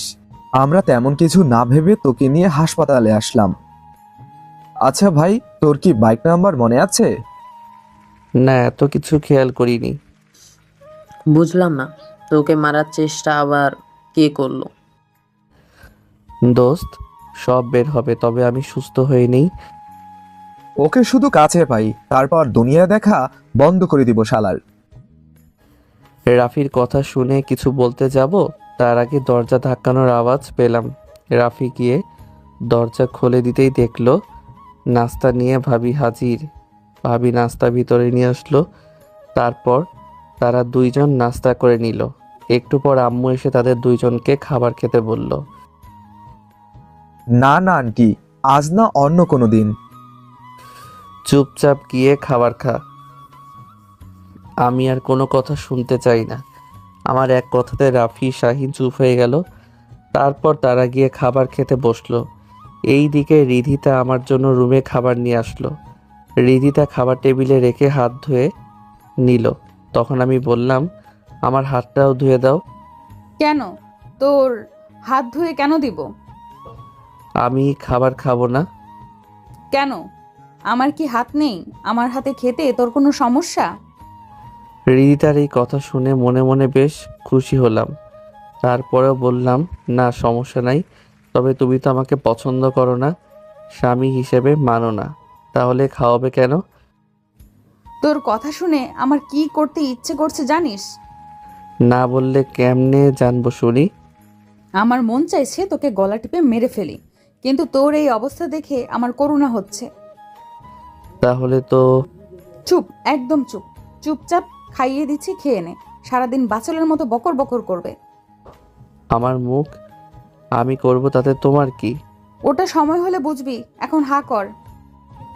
তারপর আমি হা করতেই রিদিতা আমাকে খাইয়ে দিচ্ছে। খাবার এক পর্যায়ে মুখ ফুসকে বলে বসলাম, আপু তুমি খাবার খেয়েছো? বিশ্বাস করেন, এই কথা বলতেই রিদিতার রিয়াকশন দেখে অবাক হলাম। দেখলাম বউ আমার রাগে চোখ লাল করে ফেলেছে, দাঁত কটমট করছে, আর শক্ত কণ্ঠে বলল, বেঁচে গেছিস অসুস্থ থাকাতে, না হলে যে মুখ দিয়ে আপু বলছিস সেই মুখ ভেঙে বসিয়ে রাখতাম। রিদিতার কথা শুনে তাড়াতাড়ি 2 হাত গালে দিয়ে দিলাম। আমার এমন কাণ্ড দেখে রিদিতা একটা হাসি দিল। আমিও তার দিকে তাকিয়ে দাঁত কেলিয়ে হাসি দিলাম। হা কর। আমি হা করতে রিদিতা খাইয়ে দিল, কিন্তু এইবার আগের মতো যত্ন করে খাওয়ালো না, অনেকটা রাগের জোরে খাওয়াচ্ছে। এটা বুঝেই মনে মনে বললাম, ভাগ্য ভালো অসুস্থ ছিলাম, না হলে এই ডাইনি যেমনভাবে রেগে আছে মনে হয় সুস্থ থাকলে অসুস্থ করে দিত। তারপর রিদিতা আমাকে খাইয়ে দিবে মুখ মুছিয়ে দিয়ে প্লেট নিয়ে চলে গেল। আর তখনই রাফি শাহিন আসলো। দোস্ত তোরা ভালো করে খেয়েছিস তো? খেয়েছি। আচ্ছা দোস্ত, আমরা তাহলে আসি, ভালো থাকিস। আচ্ছা সাবধানে বাসায় যাবি কেমন? তারপর তারা দুইজন আমার থেকে বিদায় নিয়ে আম্মুর থেকে বিদায় নিয়ে চলে গেল। এই দিকে এমপির মেয়ে তানিয়া তার রুমে শুয়ে আছে, পাশে আছে তার আম্মু। তোকে এতবার বলি গাড়ি নিয়ে চলাফেরা করতে, কিন্তু করিস না। যদি গাড়ি নিয়ে চলাফেরা করতি তাহলে আজকে এই দিনটা দেখতে হতো না। মা, যেটা হয়েছে ভালো হয়েছে। যদি এমনটা না হতো তাহলে আজকে তো কোলে উঠতে পারতাম না। কি বিড়বিড় করছিস বলতো আমায়? তেমন কিছু না, তুমি এখন রুমে যাও, আমি ঠিক আছি। না, তোকে রেখে রুমে যেতে পারবো না। তোমাকে যেতে বলছি, মানে যাও। কিছু লাগলে বা দরকার হলে ফোন দিবি। তারপর তার মা চলে গেল। তখনই তানিয়ার ফোনটা বেজে উঠল। বল, কি আপডেট আছে? কি শোনা বাজে খবর? তা আয়ন ঠিক আছে তো? তাড়াতাড়ি খোঁজ লাগা, কারা আমার কলিজার গায়ে হাত দিল। তোদের কত বড় সাহস আমিও দেখি। এটা বলে ফোন কেটে দিল। তানিয়া রাগে বলতে লাগলো, তুই যেই হোস না কেন অনেক বড় ভুল করেছিস। আমার কলিজায় হাত দিয়ে, যে হাত দিয়ে আয়নকে ছুঁয়েছিস সে হাত আমি কেটে ফেলব। এইদিকে রিদিতার কিছুক্ষণ পর রুমে এসে ওষুধ হাতে নিয়ে বলল, নাও, এগুলো খেয়ে নাও। আমি ওষুধ নিয়ে খেয়ে ফেললাম। এটা বলে রিদিতা ওয়াশরুমে চলে গেল। এইদিকে আমি ক্লান্ত থাকাতে চোখ বন্ধ করে রাখলাম, তবে ঘুমাইনি। রিদিতা ফ্রেশ হয়ে বিছানার দিকে তাকিয়ে দেখে আমি ঘুমিয়ে আছি। আহা, এমন নিষ্পাপ হয়ে ঘুমাচ্ছে যেন মহারাজা কিছুই জানে না, বোঝে না। এই বাদরের চেহারা দেখলে আমার বুঝতে সমস্যা হয় যে এই ভালা ভোলা গুলুমুলু দেখতে মানুষটা আমাকে বিয়ে করতে পুরো পরিবারের বিরুদ্ধে চলে গেল। আমি বুঝি না এই ফাজিলটা আমার মধ্যে কি এমন দেখলো যে আমাকে এতটা ভালোবাসে। আমার দিকে তাকিয়ে এইসব কথা মনে মনে বলতে বলতে আমার কাছে আসলো। তারপর আমার গায়ে একটা কাঁথা দিয়ে আমার পাশে বসে আমার দিকে তাকিয়ে থাকলো আর বলল, এই মানুষটা আমাকে এমনভাবে টানে কেন? তাকে দেখলে মন চায় এইভাবে সারা জীবন দেখে যাই। আচ্ছা, আমি কি তাহলে আয়ানকে ভালোবাসতে শুরু করলাম? যদি ভালো না বাসি তাহলে ওই মেয়েকে সাহায্য আর কথা বলাতে আমার কেন এত রাগ হলো? আমি বুঝতেছি না এই ছেলেটা আমাকে ওর প্রতি কিভাবে আসক্ত করলো। এটিকে কয়দিনে করলো নাকি আরও আগ থেকে? হয়তো আগে থেকেই, তবে তখন অনুভূতিটা বুঝতে পারিনি। আচ্ছা, পাগলটা তো এখন ঘুমাচ্ছে, যদি ওর কপালে একটা পাপিয়ে দেই। থুর, এইসব কি আবল তাবল ভাবছি আমি। ও যদি জেগে যায় তখন? থাক, ঘুমাক। এটা বলে আমার পাশে শুয়ে পড়ল। চোখ বন্ধ করতে যাবে তখন আবার উঠে পড়ল আর মনে মনে বলল, দূর, এই লুচ্চা মনও আর শান্তিতে থাকতে দিবে না মনে হয়। এখন এই বাদরটাকে পাপি না দেওয়া পর্যন্ত ঘুম হবে না। কি করি এখন? দূর, যেটা হবে দেখা যাবে। আমার জামাই আমি পাপ্পিয়ে দিমু, এতে কার কি? এটা বলে রিদিতা এক বুক সাহস নিয়ে আমার মুখের দিকে আস্তে আস্তে এগোচ্ছে। এদিকে আমার চোখ বন্ধ থাকলেও আমার মস্তিষ্ক বলছে আমার এমন কাছের কেউ একজন আছে। তবে আমি চোখ খুললাম না, কারণ আমার রুমে রিদিতা ছাড়া কেউ নেই। কাছে আসলে আমার বউ আসবে। আমি এসব চিন্তা করছি, হঠাৎ অনুভব করলাম আমার কপালে কারোর ঠোঁটের স্পর্শ। আমি হালকা কেঁপে উঠলাম, কারণ রিদিতার নরম ঠান্ডা কোমল ঠোঁটের স্পর্শ আমার শরীরে মনে হচ্ছে বিদ্যুৎ বয়ে গেল। তারপর রিদিতা আমাকে পাপ্পি দিয়ে আমার নাকটার সাথে তার নাক আলতো করে লাগিয়ে আস্তে করে বলল, তোমাকে আপন করে পেয়েছি তোমার ইচ্ছে যদিও ভালোবাসাময় কারণে, আর সেই ভালোবাসা আগলে রাখার দায়িত্ব আমি নিচ্ছি। তুমি আমাকে আগলে রেখে তোমার ভালোবাসার প্রমাণ দিয়েছ, এখন আমি তোমাকে আগলে রেখে আমার স্বামীকে ভালোবাসার প্রমাণ দিব। এটা বলে রিদিতা আমার পাশে শুয়ে আমার দিকে ঘুরে চোখ বন্ধ করে রাখলো। এইদিকে আমার তো এইসব কথা শুনে খুশিতে নাচতে মন চাইছে, তবে অসুস্থ থাকাতে কিছু করতে পারছি না। এখন ইচ্ছে করছে জড়িয়ে ধরে এই বুকের সাথে মিশিয়ে নেই, তবে পরিস্থিতির জন্য পারছি না। এখন নিজের চুল নিজে চিরতে ইচ্ছে করছে। কেন যে এত রাত করে বাসায় ফিরতে হলো, লাগটা খারাপ যাচ্ছে। এইসব ভাবতে ভাবতে ঘুমিয়ে গেলাম। সকালে ঘুম ভাঙলো মুখের উপর পানির ফোঁটা পড়ার কারণে। আমি আস্তে আস্তে চোখ খুলে দেখি রিদিতা আয়নার সামনে দাঁড়িয়ে চুল থেকে পানি ঝরাচ্ছে। একটা কালো রঙের 3 পিস পরেছে, দেখতেই মুখ দিয়ে মাশাআল্লাহ বের হয়ে গেল। আর ইচ্ছে করছে এক্ষুনি পিছন থেকে জড়িয়ে ধরে তার ভেজা চুলে মুখ ডুবিয়ে দেই, কিন্তু আমার পুরা কপালে কি এই ইচ্ছেটা আছে? রিদিতা খেয়াল করলো আমি তার দিকে এক দৃষ্টিতে তাকিয়ে আছি, তখন একটা মুচকি হাসি দিয়ে বলল, ওই, এইভাবে আমার দিকে তাকিয়ে কি দেখছিস? এইভাবে কোনোদিন সামনাসামনি পেতনি দেখিনি তো, তাই ওইভাবে তাকিয়ে পেতনি দেখছি। দিলাম আগুনে ঘি ঢেলে। রিদিতা আমার কথা শুনে রাগে কটমট করে আমার কাছে এসে আমার গলা চেপে ধরতে দিয়ে ধরলো না। আল্লাহ বাঁচাইছে যে এইভাবে পেতনিটা আসলো না। মনে তো করেছিলাম আজকে শেষ দিন। আমার কথা শুনে দেখলাম নুসরাত রাগে রাগিনের মতো ফুঁসছে। কুত্তা, আবারও বেঁচে গেলি শুধুমাত্র অসুস্থ হওয়ার কারণে, না হলে তোকে আমি কি যে করতাম তুই ভাবতেও পারতি না। আর আমি পেতনি হলে তুই কি? তুই বাদর, তোর 14 গোষ্ঠী বাদর, তোর বউ বাদর। ও মা, তাই বুঝি? আমার বউ বাদর? হ্যাঁ হ্যাঁ, আমি তোর বউ রিদিতা আর কথা বলল না। কি হলো, আমার বউ কি? কিছু না। আমি বলি আমার বউ হচ্ছে একটা পরী, যে অনেক ভদ্র তবে রাগী, অনেক সুন্দর তবে দেখতে পেতনির মতো, সে অনেক রোমান্টিক তবে। ওই, তবে কি? ওটা পরে জানলেও চলবে। এখন ক্ষুধা লাগছে, নাস্তা নিয়ে আসো। যাচ্ছি। আমার সাথে ফাজলামি করছো না? ভালো হও, তারপর দেখাবো মজা। এটা বলে রিদিতা চলে গেল। একটু পর নাস্তা নিয়ে বিছানার পাশে টেবিলে রাখলো। আমি ফ্রেশ হব, আমাকে একটু ধরে ওয়াশরুমে নিয়ে যাও। আচ্ছা, তাহলে তোমাকে বিছানায় বসাই। এটা বলে রিদিতা আমাকে বিছানায় ধরে বসালো।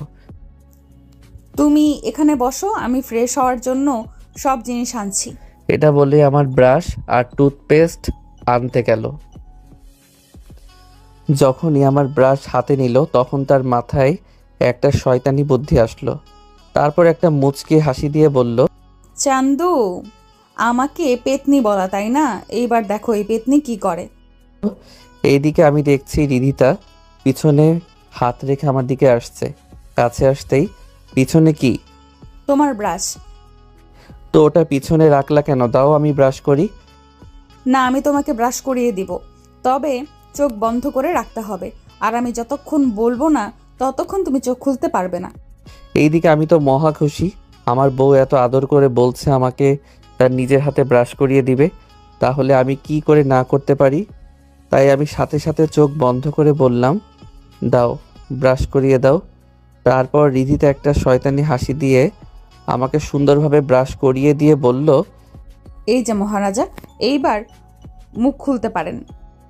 আর আমি মুখ খুলে যেটা দেখলাম ওটা দেখার জন্য আমি মোটেও প্রস্তুত ছিলাম না। এই জন্য বলে নারী ছলনা বড় ছলনা। শালি থুকু বউ আমার আদর করে কথা বলে বাস দিয়ে দিল। আমি চোখ খুলতেই দেখলাম। কেমন হয়েছে কমেন্ট করে জানাবেন। আর আমি মুখ খুলে যেটা দেখলাম ওটা দেখার জন্য আমি মোটেও প্রস্তুত ছিলাম না। এই জন্য বলে নারীর ছলনা বড় ছলনা। শালি থুকু বউ আমার আদর করে কথা বলে বাস দিয়ে দিল। আমি চোখ খুলতে দেখলাম রিধিতার হাতে যেই ব্রাশটা আছে ওটা আমার না। এইদিকে রিধিতা আমার চোখের সামনে ব্রাশটা ধরে হাসতেছে। কি হলো, এইভাবে হাসতেছো কেন? আর এই ব্রাশটা কার? আমার ব্রাশ। ও কি, এটা তোমার? তাহলে আমারটা কই, যেটা দিয়ে আমি ব্রাশ করছিলাম? তুমি এটা দিয়ে ব্রাশ করছো শোনা, তোমার একটা জায়গায় আছে। কি? ও থুথু। এইবার বুঝ মজা। আমাকে পেতনি বলা তাই না? কেমন লাগে এই পেতনির ব্রাশ দিয়ে দাঁত পরিষ্কার করতে? ভূতনি আজ বেঁচে গিয়েছে, অসুস্থ বলে, না হলে কি করতাম? তুই কিছু করতে পারবি না। ধুর, মুগ্ধ, আমার অনেক কাজ আছে। তারপর আর কিছু না বলে ভালোভাবে পরিষ্কার করে কুলি করলাম। তারপর মুখ ধুলাম। ছি, ওয়াক, আমার ভাবতেই কেমন বমি আসছে। আমি নাকি, ছি। হয়েছে, আর ঢং করতে হবে না। বউ এসে ব্রাশ দিয়ে দাঁত মাজলে ভালোবাসা বাড়ে। ও তাই বুঝি? আচ্ছা এবার খাইয়ে দাও, অনেক ক্ষুধা লাগছে। তারপর রিধিতা আমাকে খাইয়ে দিল। খাওয়া শেষ করে ঔষধ খেয়ে আমি ফোন নিয়ে বসে পড়লাম। রিধিতা চলে গেল প্লেট নিয়ে। আমি ফোন টিপছি, এমন সময় খেয়াল করলাম আমার রুমে কেউ প্রবেশ করছে। আমি ফোন থেকে চোখ সরিয়ে আর চোখে তাকিয়ে দেখি আব্বু, ভাইয়া, আম্মু, ছোট আম্মু সবাই একে একে আমার রুমে ঢুকছে। তাদের দেখে আমি ফোন পাশে রেখে আম্মুকে বললাম, আম্মু কি ব্যাপার সবাই একসাথে? তখন আব্বু আমার পাশে এসে বলল, বাবা, আমি তোর সাথে যা করেছি একদম ঠিক করিনি। আসলে রাগের মাথায় কি বলছি মাথায় ধরেনি। না না, আপনি ঠিক কাজ করেছেন। আমার মতো কুলাঙ্গার কি কারো সন্তান হওয়ার যোগ্য? বাবা, এমন করে বলিস না। আমার যে অনেক ইচ্ছে হচ্ছে, প্লিজ বাবা আমাকে মাফ করে দে। তখন রিধিতা বলে উঠল, আয়ান, তুমি এমন করছো কেন? আব্বু হয়তো রাগের মাথায় উল্টোপাল্টা বলছে। বাবা, তুই আমাকে মাফ করে দে, দরকার হলে তোর পায়ে পড়ছি। এটা বলে বাবা আর কিছু করতে যাবে, তখন আমি বলে উঠলাম, এই বাবা, আমাকে কি পাপী বানাবে নাকি? আমাকে জাহান্নামে নিয়ে যেতে চাও আমার পা ধরে?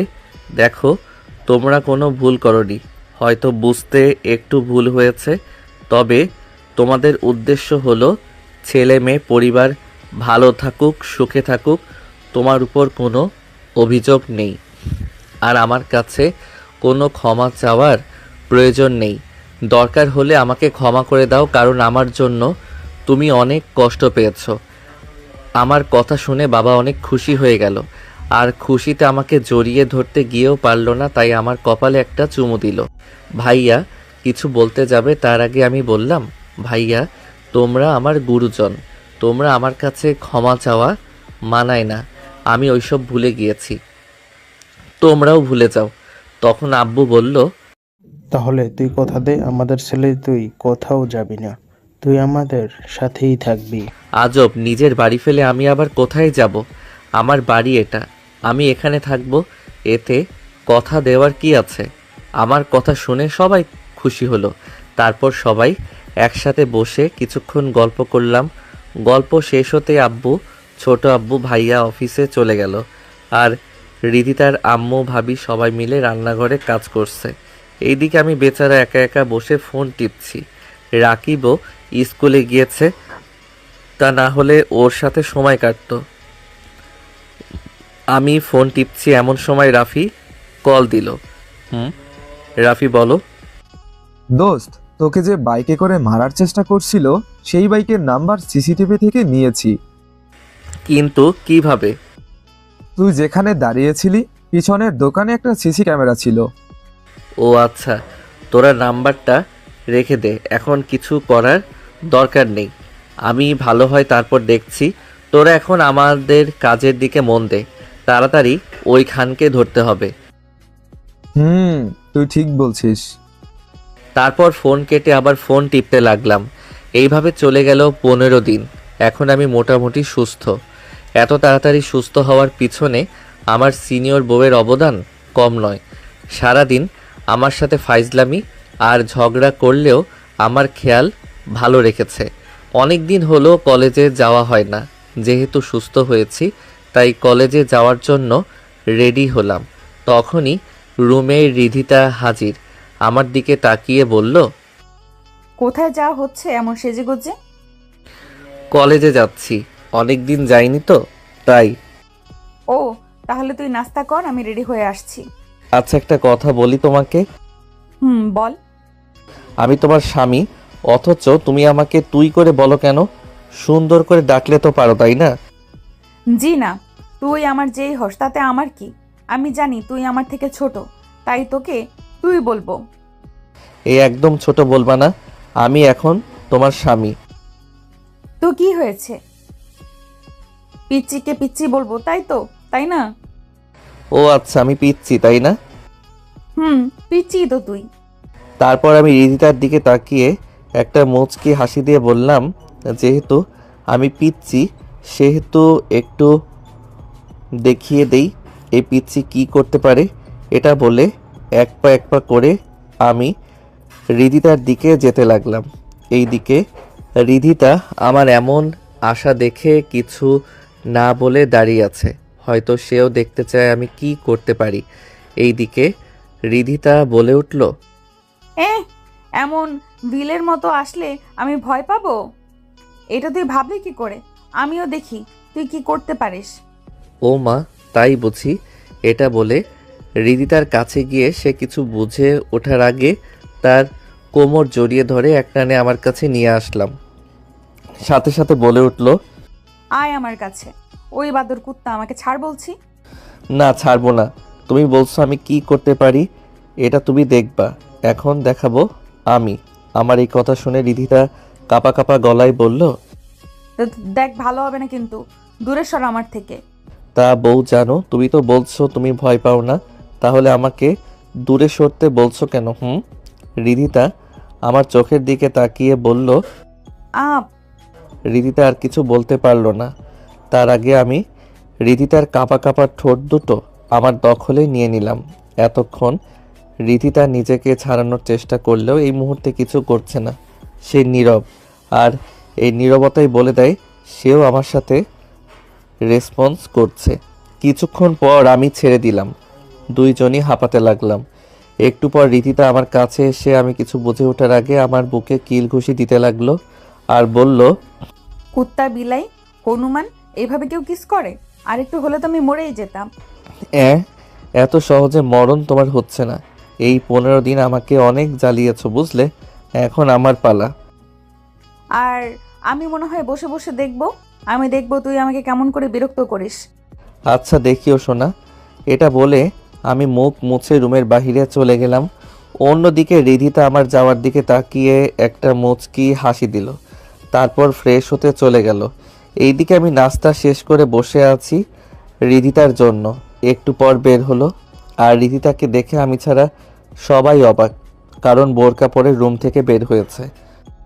রিধি, এইভাবে বোরকা পরলি কোথাও যাবি নাকি? আম্মু, কলেজে যাব। আয়ান, যা, বৌমাকে নিয়ে যা, আর দেখে রাখবি কেমন? ওকে দেখে রাখতে আমি যাচ্ছি। এটা বলে জিভে কামড় দিল। এইদিকে সবাই তো মুচকি মুচকি হাসতেছে, আর আমি লজ্জায় রিদিতাকে বললাম, হয়েছে, এখানে ইন্টারভিউ না দিয়ে চলো, লেট হচ্ছে কলেজের। তারপর রিদিতাকে সাথে নিয়ে গেটের সাথে দাঁড়িয়ে আছি, তখনই রিদিতা বলে উঠল, এখানে দাঁড়িয়ে আছি কেন? কেন আবার? রিক্সার জন্য। ও। তারপর একটা রিক্সা ডাক দিতেই রিক্সা হাজির। তারপর আমরা রিক্সাতে উঠে গেলাম। রিক্সা চলতে শুরু করলো, তখন আমি খেয়াল করলাম রিদিতা আমার দিকে তাকিয়ে কি জানি ভাবছে। তাই আমি বললাম, এইভাবে তাকিয়ে কি ভাবছো?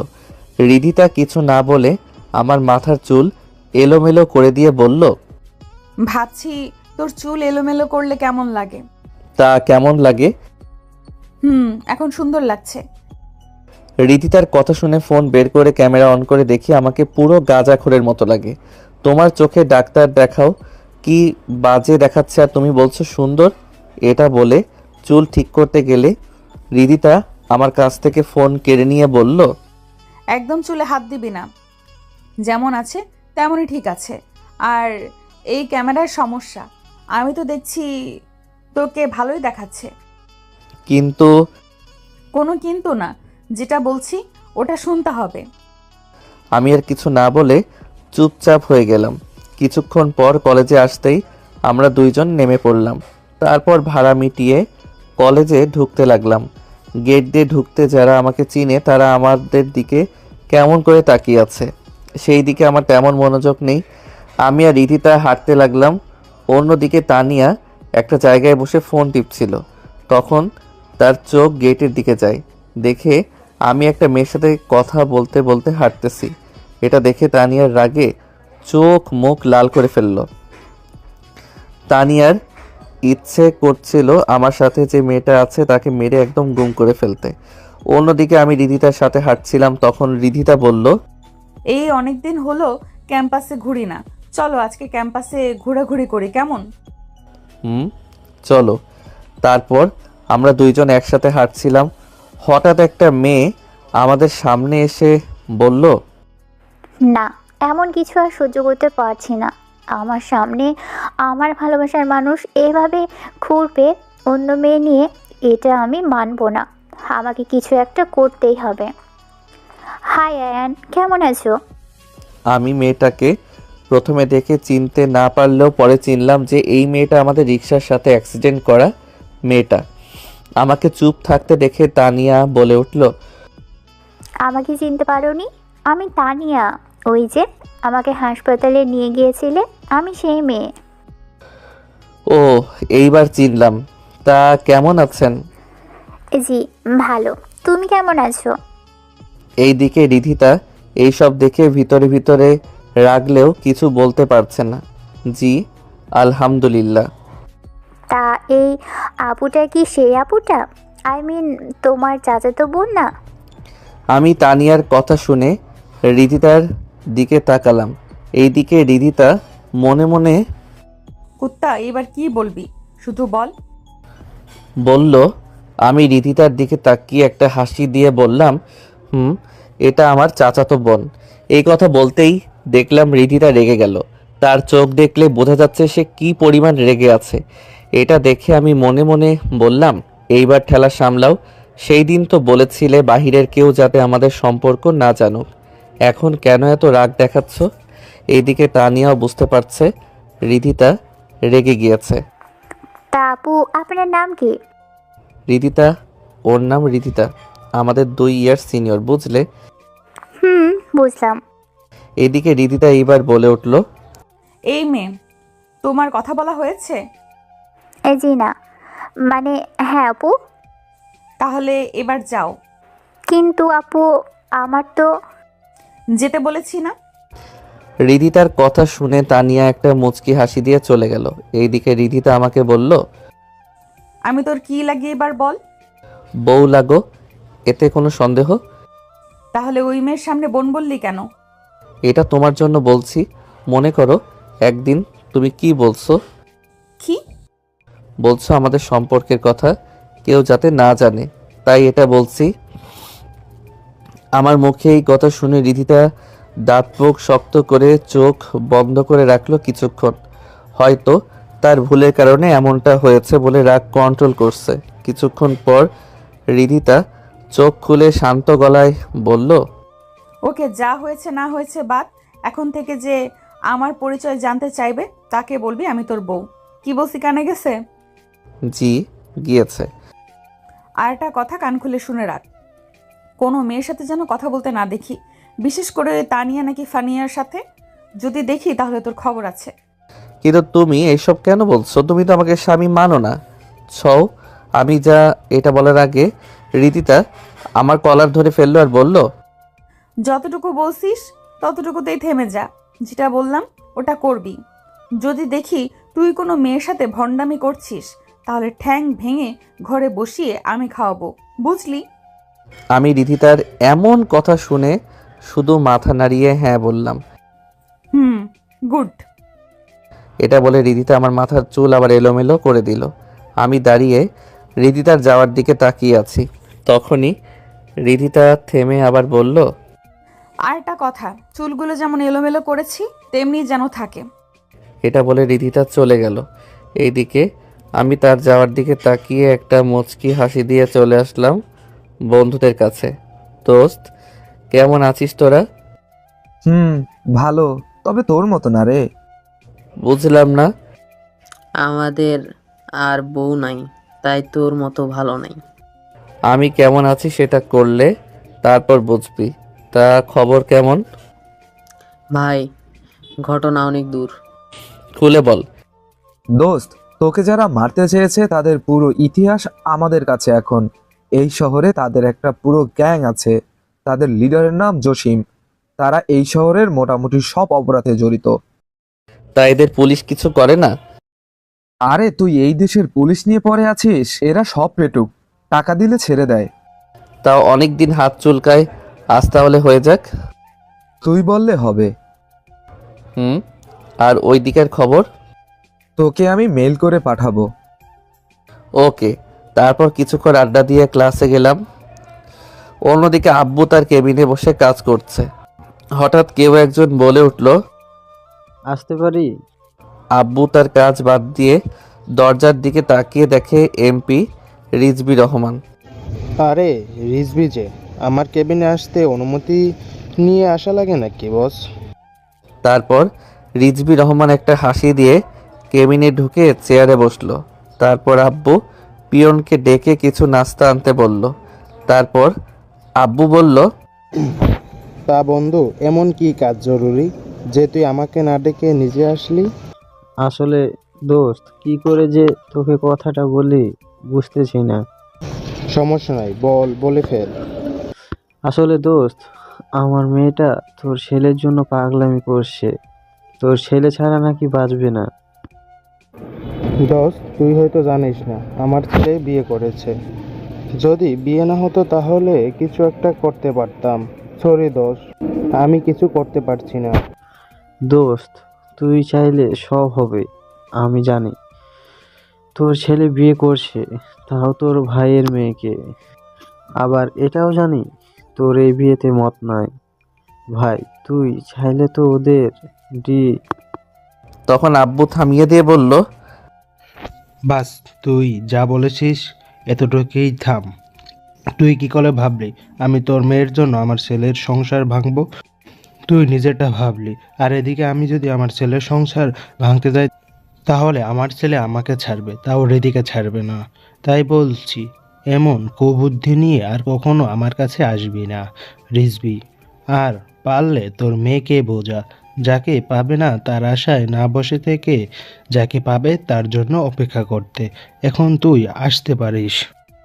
আব্বুর কথা শুনে রিজবি রহমান বেশ অপমানিত বোধ করলো, কিন্তু সেটা বুঝতে না দিয়ে চলে গেল। অন্যদিকে আমি একে একে সব ক্লাস শেষ করে ক্লাসরুম থেকে বের হতেই দেখি রিধিতা দাঁড়িয়ে আছে।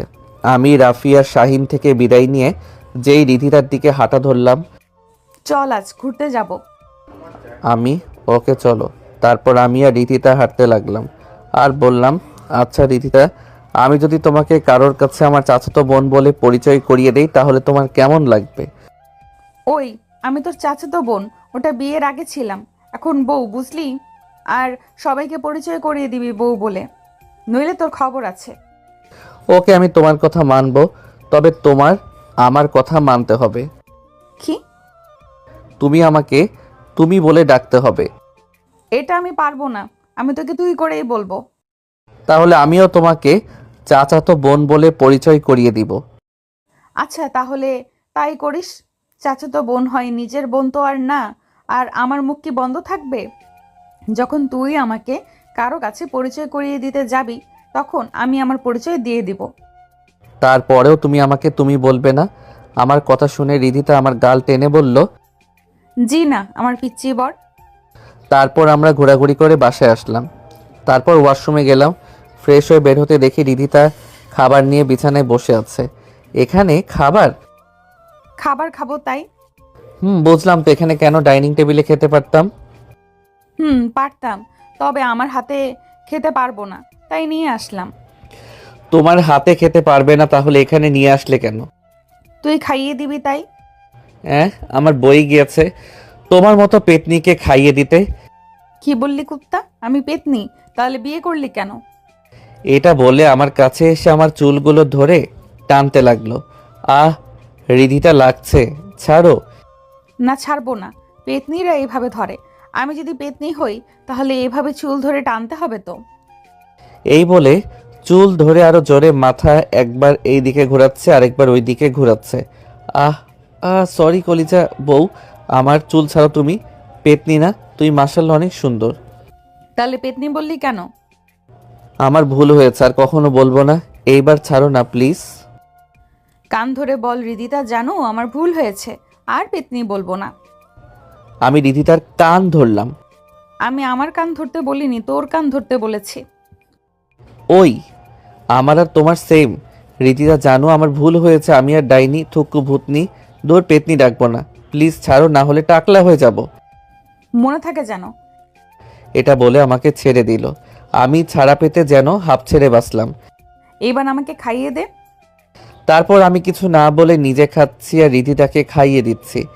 রিধিতা এমনভাবে খাবার খাচ্ছে মনে হয় একটা বাচ্চা খাচ্ছে, আর অথচ কুতিটা আস্ত একটা ডাইনি, আর একটু হলে টাকলা বানিয়ে দিত। তারপর খাওয়া শেষ করে বাহিরে বের হলাম, বন্ধুদের সাথে আড্ডা দিয়ে ঘোরাঘুরি করে বাসায় আসলাম। বাসায় আসতেই রিধিতা বলতে লাগলো, এতক্ষণ কোথায় ছিলি? আকাশে ট্যুর দিচ্ছিলাম। আমার কাছে এসে বলল, একদম তারা কথা বলবি না বলে দিলাম। বাসায় ছিলাম না মানে বাসার বাহিরে ছিলাম। তা এটা প্রথমে না বলে? তুমি তেরা প্রশ্ন করলে আমি তেরা উত্তর দিব। তেরা কথা বললি কেন? দেখ, ঝগড়া করার চেষ্টা করবি না, তোর সাথে ঝগড়া করার ইচ্ছে আমার নেই। আর আমি যেন সেজে বসে আছি তোমার সাথে ঝগড়া করতে। মাথা গরম করবি না। তোমার মাথা কবে ঠান্ডা ছিল? সব সময় পড়ে থাকো ঝগড়া করার জন্য, ঝগড়ুটে। এই কথা শুনে রিধিতা তেলে বেগুনে জ্বলে উঠল। কি বললি তুই? আমি ঝগড়ুটে? এটা বলে আশেপাশে কি জানি খুঁজতে লাগলো। পরিস্থিতি ভালো না দেখে আস্তে আস্তে দরজার পাশে এসে দরজা খুলে দিলাম দৌড়। এই ডাইনির বিশ্বাস নাই, রাগ উঠলে মারি অবস্থা বেহাল করবে। আমাকে চলে যেতে দেখে বলল, তুই আজ রুমে আসবি না? আমার সাথে তোর দেখা হবে না? তখন দেখবো আমি এই রিদিতা কি জিনিস। এইদিকে আমি নিচে আসতে কোথা থেকে রাকিব আমার কোলে এসে বলল, ছোট আব্বু, তুমি এখন আমাকে আর ভালোবাসো না। তা আমার আব্বুটাকে এই কথা বললো কে? আমি বলছি, আগে তুমি আমাকে ঘুরতে নিয়ে যেতে, আমার জন্য চকলেট আইসক্রিম নিয়ে আসতে, এখন তো তোমাকে দেখাই যায় না। ও মা, তাই বুঝি। হুম। আচ্ছা চলো, এখন তোমাকে নিয়ে বাহিরে যাব আর তোমাকে আইসক্রিম কিনে দিব। সত্যি ছোট আব্বু? হুম। রাকিব এই কথা শুনে খুশি হয়ে আমার গালে একটা চুমু দিল। উম্মা, আমার বেস্ট ছোট আব্বু। আমিও রাকিবকে একটা চুমু দিলাম। তারপর রাকিবকে নিয়ে বাসার বাহিরে এসে একটা দোকান থেকে রাকিবকে আইসক্রিম কিনে দিলাম। তারপর রাস্তার পাশে রাকিবকে নিয়ে হাঁটতে লাগলাম। একটু দূরে আসতেই ফুচকাওয়ালা দেখতে পেলাম। তখন মনে পড়লো রিদিতা ফুচকা পছন্দ করে, আর আসার সময় রাগিয়ে এসেছিলাম, আর এখন রাগ ভাঙাতে ফুচকা আমার কাজে দিবে। তাই ফুচকা নিয়ে বাসায় এসে রাকিবকে ভাবির কাছে দিয়ে রুমে আসলাম ভয়ে ভয়ে। রুমে এসে দেখি রিদিতা পড়তেছে, আমার দিকে একবার তাকিয়ে আবার পড়তেছে। আমি তার কাছে গিয়ে বললাম, এগুলো তোমার জন্য। কি এগুলো? খুলে দেখো কি আছে। এটা বলে আমি দিয়ে ওয়াশরুমে চলে আসলাম। অন্যদিকে রিদিতা প্যাকেট খুলে দেখলো ফুচকা। ফুচকা দেখে বেশ খুশি হয়ে গেল। বাহ, আমার জামাইটা আমার মনের কথা কিভাবে বুঝলো? ভাবছিলাম রুমে আসলে ফুচকার কথা বলবো, এখন তো দেখি আগেই নিয়ে এসেছে। তবে চান্দু, ফুচকা আনলেও আমাকে ঝগড়ুটে বলার শাস্তি তোমাকে পেতে হবে। আমি ওয়াশরুম থেকে বের হতে দেখি রিদিতা পড়তেছে। আমাকে দেখে আমার দিকে তাকিয়ে বলল, ধন্যবাদ ফুচকা আনার জন্য। আজকে ইচ্ছে করছিল ফুচকা খাওয়ার, বলার আগেই নিয়ে এসেছো। আমি একটু পাম দিয়ে বললাম, দেখছো তোমার জামাই তোমাকে কত ভালোবাসে, বলার আগেই নিয়ে এসেছি। হুম, তা তো দেখতেই পাচ্ছি। তা জামাই, পড়াশোনা কি লাগবে না? এইভাবে ঘুরে ঘুরে টুকু কোম্পানির ম্যানেজারই করবা নাকি? আয় পড়তে বস। আমি ছোট বাচ্চা না যে আমাকে পড়ার জন্য বলতে হবে। বসতেছি, এটা বলে বই নিয়ে বিছানায় পড়তে বসলাম। এটা দেখে রিদিতা আমার দিকে রাগী দৃষ্টিতে তাকিয়ে বলল, ওখানে পড়তে বসলি কেন? আমার ইচ্ছে তাই ওখানে বসেছি, এখন পড়তে দাও। এখানে আসবি নাকি ওখানে আমি যাব? পারবো না, তুমি আসো এখানে। এটা বলে আমি পড়ায় মন দিলাম। এইদিকে রিদিতা আমার জবাব শুনে প্রথমে রাগী দৃষ্টিতে তাকালেও পরক্ষণেই একটা দুষ্টু হাসি দিয়ে পড়ার টেবিল থেকে উঠে বিছানায় এসে আমার কোলে মাথা রেখে শুয়ে পড়তে লাগলো। আমি এটা দেখে বললাম, এটা কি হলো? কি হবে আবার? আমি পড়তেছি। পড়ছো ভালো কথা, আমার কোলে মাথা রাখছো কেন? আর কোথাও কি জায়গায় নাই? না, নাই। এখন বেশি বিরক্ত না করে নিচে পড়, আমাকেও পড়তে দে। আর হ্যাঁ, এক হাত দিয়ে আমার মাথায় হাত বুলিয়ে দে তো। কি? আমি তোমার মাথায় হাত বুলিয়ে আর কিছু বলতে যাব, তখনই দেখলাম রিদিতা আমার দিকে রাগী দৃষ্টিতে তাকিয়ে আছে। হাত বুলিয়ে কি? না কিছু না, হাত বুলিয়ে দিচ্ছি, তুমি পড়ো। রিদিতা আমার গাল টেনে দিয়ে বলল, এই তো আমার পিচ্চি সোনা। তারপর আমি কিছু না বলে মাথায় হাত বুলাতে লাগলাম আর পড়তে লাগলাম। এইভাবে পড়তে পড়তে কখন যে ডিনারের সময় হয়েছে বুঝতে পারিনি। আজ জামাই আর আমি পড়ালেখা করি না বলেই এইভাবে রোমান্টিক ভাবে পড়তে পারি না। আমরা পড়তেছিলাম, হঠাৎ এমন কথা শুনতেই দুইজনে চমকে উঠলাম। আর দরজায় ভাবিকে দেখতেই আমরা নিজেরা ঠিক হয়ে বসলাম। ভাবি, তুমি এখানে? না, আসলে তো এমন সিন দেখতেই পেতাম না। ভাবির কথা শুনে দুইজন লজ্জায় পড়ে গেলাম। তারপর ভাবি বলল, থাক, লজ্জা পেতে হবে না, খাবার খেতে আসো, সবাই অপেক্ষা করছে। এটা বলে ভাবি চলে গেল। খাবার খাওয়া শেষে রিদিতা সবার জন্য শরবত বানালো, আমিও বউয়ের হাতে তাই খেয়ে নিলাম। কিন্তু আমারটা ছিল মরিচের। সম্ভবত বুঝতে পারলাম পেতনি বলার শোধ উঠালো। তাই আমি আর দেরি না করে রুমের দিকে আসলাম। এটা দেখে আমার সিনিয়র বউ ভাবতে লাগলো, কি ব্যাপার, ও এখনো রিয়াকশন দেখালো না কেন? এটা বলে আমার পিছন পিছন রুমে চলে গেল। এইদিকে আমি রুমে এসে ছটপট করতে লাগলাম। টেবিলের উপর জগ ভর্তি সব পানি খেয়ে ফেলেছি, তারপরেও ঝাল কমছে না। রিদিতা দরজার পাশে এসে আমাকে এমন করতে দেখে হাসবে নাকি আমার ঝাল কমানোর জন্য কিছু আনবে বুঝতে পারছে না। ইস, বেচারার সাথে এমন করা উচিত হয়নি। গুঁড়ামরিচ দিয়েছি এটা ঠিক ছিল, কিন্তু কাঁচামরিচ বাটা দেওয়া ঠিক হয়নি। বেচারা ঝাল তো সহ্য করতে পারে না। আমাকে তার দিকে তাকিয়ে থাকতে দেখে বলে উঠল, এখন বুঝতে পারছিস তো আমাকে ঝগড়ুটে বলার পরিণাম কি হয়? বুঝ ঠেলা। ঝাল যখন তুমি দিছো কমাবেও তুমি। তা তো করতে হবে, বউ বলে কথা। তার অফিস থেকে মধু নিয়ে আসি। এটা বলে রিধিতা পিছনে ঘুরে যেতে যাবে, তখনই আমি দৌড়ে নুসরাতের কাছে গিয়ে তার হাত ধরে টান দিয়ে রুমের ভিতরে নিয়ে আসলাম। কি ব্যাপার, আমাকে রুমে নিয়ে আসলে কেন? ছাড়ো, মধু আনতে হবে, নাহলে মুখে ঘা হবে। মধু কাছে থাকতে ফ্রিজের কাছে কষ্ট করে যাওয়ার কি দরকার? মানি, তুই কি বোঝাতে চাস? আমি আর কিছু বলতে দিলাম না, তার আগে রিধিতার ঠোঁট জোড়া দখল করে নিলাম। বেশ কিছুক্ষণ পর ছেড়ে দিলাম। দুইজনে হাঁপাতে লাগলাম। আমি বললাম, এইবার শান্তি লাগছে। রিধিতা বলে উঠল, কুত্তা, এটা তুই কি করলি? আর একটু হলে তো আমি পটল তুলতাম। এমন করে কেউ কিস করে? কেউ না করলেও আমি করি শোনা। এটা বলে হাত ধরে তাকে টান দিয়ে আমার কাছে নিয়ে আসলাম। আমি আবার বলতে লাগলাম, এমন মধু যদি প্রতিদিন পাই তাহলে এমন ঝাল শরবত খেতে আমি এক পায়ে রাজি। শক্ক তো। ঝাল খাইয়ে বোঝাতে চাইছিস আমাকে ঝগড়ুটে বলার পরিণাম কেমন এটা? আর এই লুচ্চা বেটা, এটা নাকি নিয়ে গেল রোমান্টিকতায়। কত লুচ্চা বেটা রে বাবা। আমি লুচ্চা? তো তুই লুচ্চা না তো কি? তুই যদি লুচ্চা না হতি তাহলে এমন ভাবে অনুমতি ছাড়া কিস করতি নাকি? ওকে, আমি লুচ্চা? যা, ওই লুচ্চার কাছে আসতে হবে না তোমাকে। এটা বলে নুসরাতকে আমি ছেড়ে দিলাম।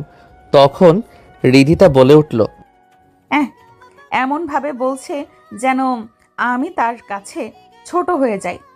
আমাকে জোর করে কাছে নিয়ে যায়, আবার ভাবও দেখাতে আসে।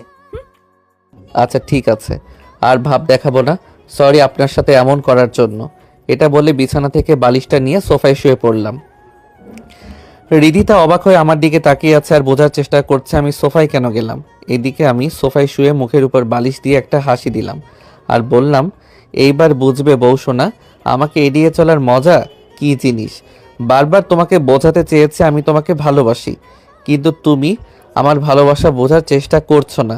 এইদিকে নুসরাত দাঁড়িয়ে আমার দিকে কিছুক্ষণ তাকিয়ে থেকে বলল, কি ব্যাপার, তুই হঠাৎ সোফায় গেলি কেন? আমি কিছু না বলে চুপ করে রইলাম। এইদিকে আমার চুপ থাকা দেখে রিধিতা কিছুটা রেগে গেল আর একটু চিৎকার দিয়ে বলল, কি রে, আমার কথা শুনতে পাচ্ছিস না? কানে যায় না আমার কথা? সোফায় গেলি কেন? আমি একটু অভিমানী স্বরে বললাম, আমার মতো লুচ্চা যদি কারোর সাথে বিছানা শেয়ার করে তাহলে তার জন্য বিপদ, আর আমি চাই না কেউ আমার জন্য বিপদে পড়ুক। দেখ, মেয়েদের মতো কথায় কথায় রাগ করবি না। ভালোই ভালোই বিছানায় আয় বলছি। সরি, বিছানায় আমি যেতে পারবো না, আমি এখানে ভালো আছি। রিধিতা আমার কথা শুনে মনে মনে বলল, এই কয়দিন ধরে তো তোকে জড়িয়ে ধরে ঘুমানোর আমার অভ্যাস হয়ে গেছে। তুই নিজেকে আমার অভ্যাসে পরিণত করে এখন দূরে যাচ্ছিস, এটা তো হবে না চান্দু।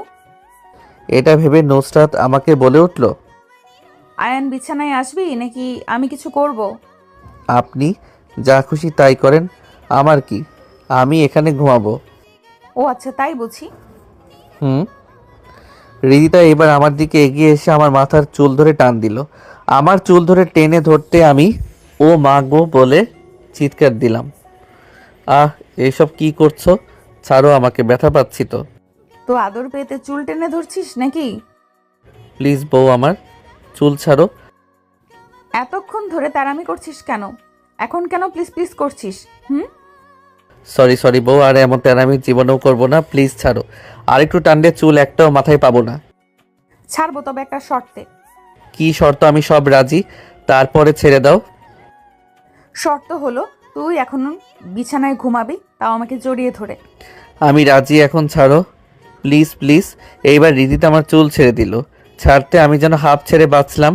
কি জল্লাদকে বিয়ে করলাম বাবা। রাগ করেছি, রোমান্টিকভাবে রাগ ভাঙাবে, তা না করে শাস্তি দিয়ে রাগ ভাঙাচ্ছে। মনে মনে বললাম, এখন মনে মনে আমাকে গালি না দিয়ে বিছানায় যা বালিশ নিয়ে। আমি আর কিছু না বলে বালিশ নিয়ে বিছানায় গেলাম। তারপর রিধিতা একটা হাসি দিয়ে বিছানায় এসে আমার পাশে শুয়ে পড়ল আর আমি আমার মতো শুয়ে আছি। তখন রিধিতা বলে উঠল, কি হলো, এখনো জড়িয়ে ধরছিস না কেন? চুল কি আবার ধরবো? আমি এমন কথা শুনে ভয়ে তাড়াতাড়ি আষ্টে পিষ্টে জড়িয়ে ধরলাম। আমি হৃদিতাকে জড়িয়ে ধরতে হৃদিতা আমাকে জড়িয়ে ধরে 4 ঠোঁট এক করে দিল। আমি মহা খুশি। আমি সাই দিতে লাগলাম। কিছু সময় পর হৃদিতা ছেড়ে দিল, কিন্তু আমি থামছি না। ঘাড়ে গলায় আস্তে আস্তে তার নাভিতে কিস করতে লাগলাম। আর শুনতে হবে না, যান বিয়ে করেন। হৃদিতা আমার বুকের উপর শুয়ে থেকে বলল, শোনো না, বলো না। আমার একটা বেবি লাগবে। তোমার বেবি লাগবে আমি কি করতে? তুই কি করতে পারিস মানে?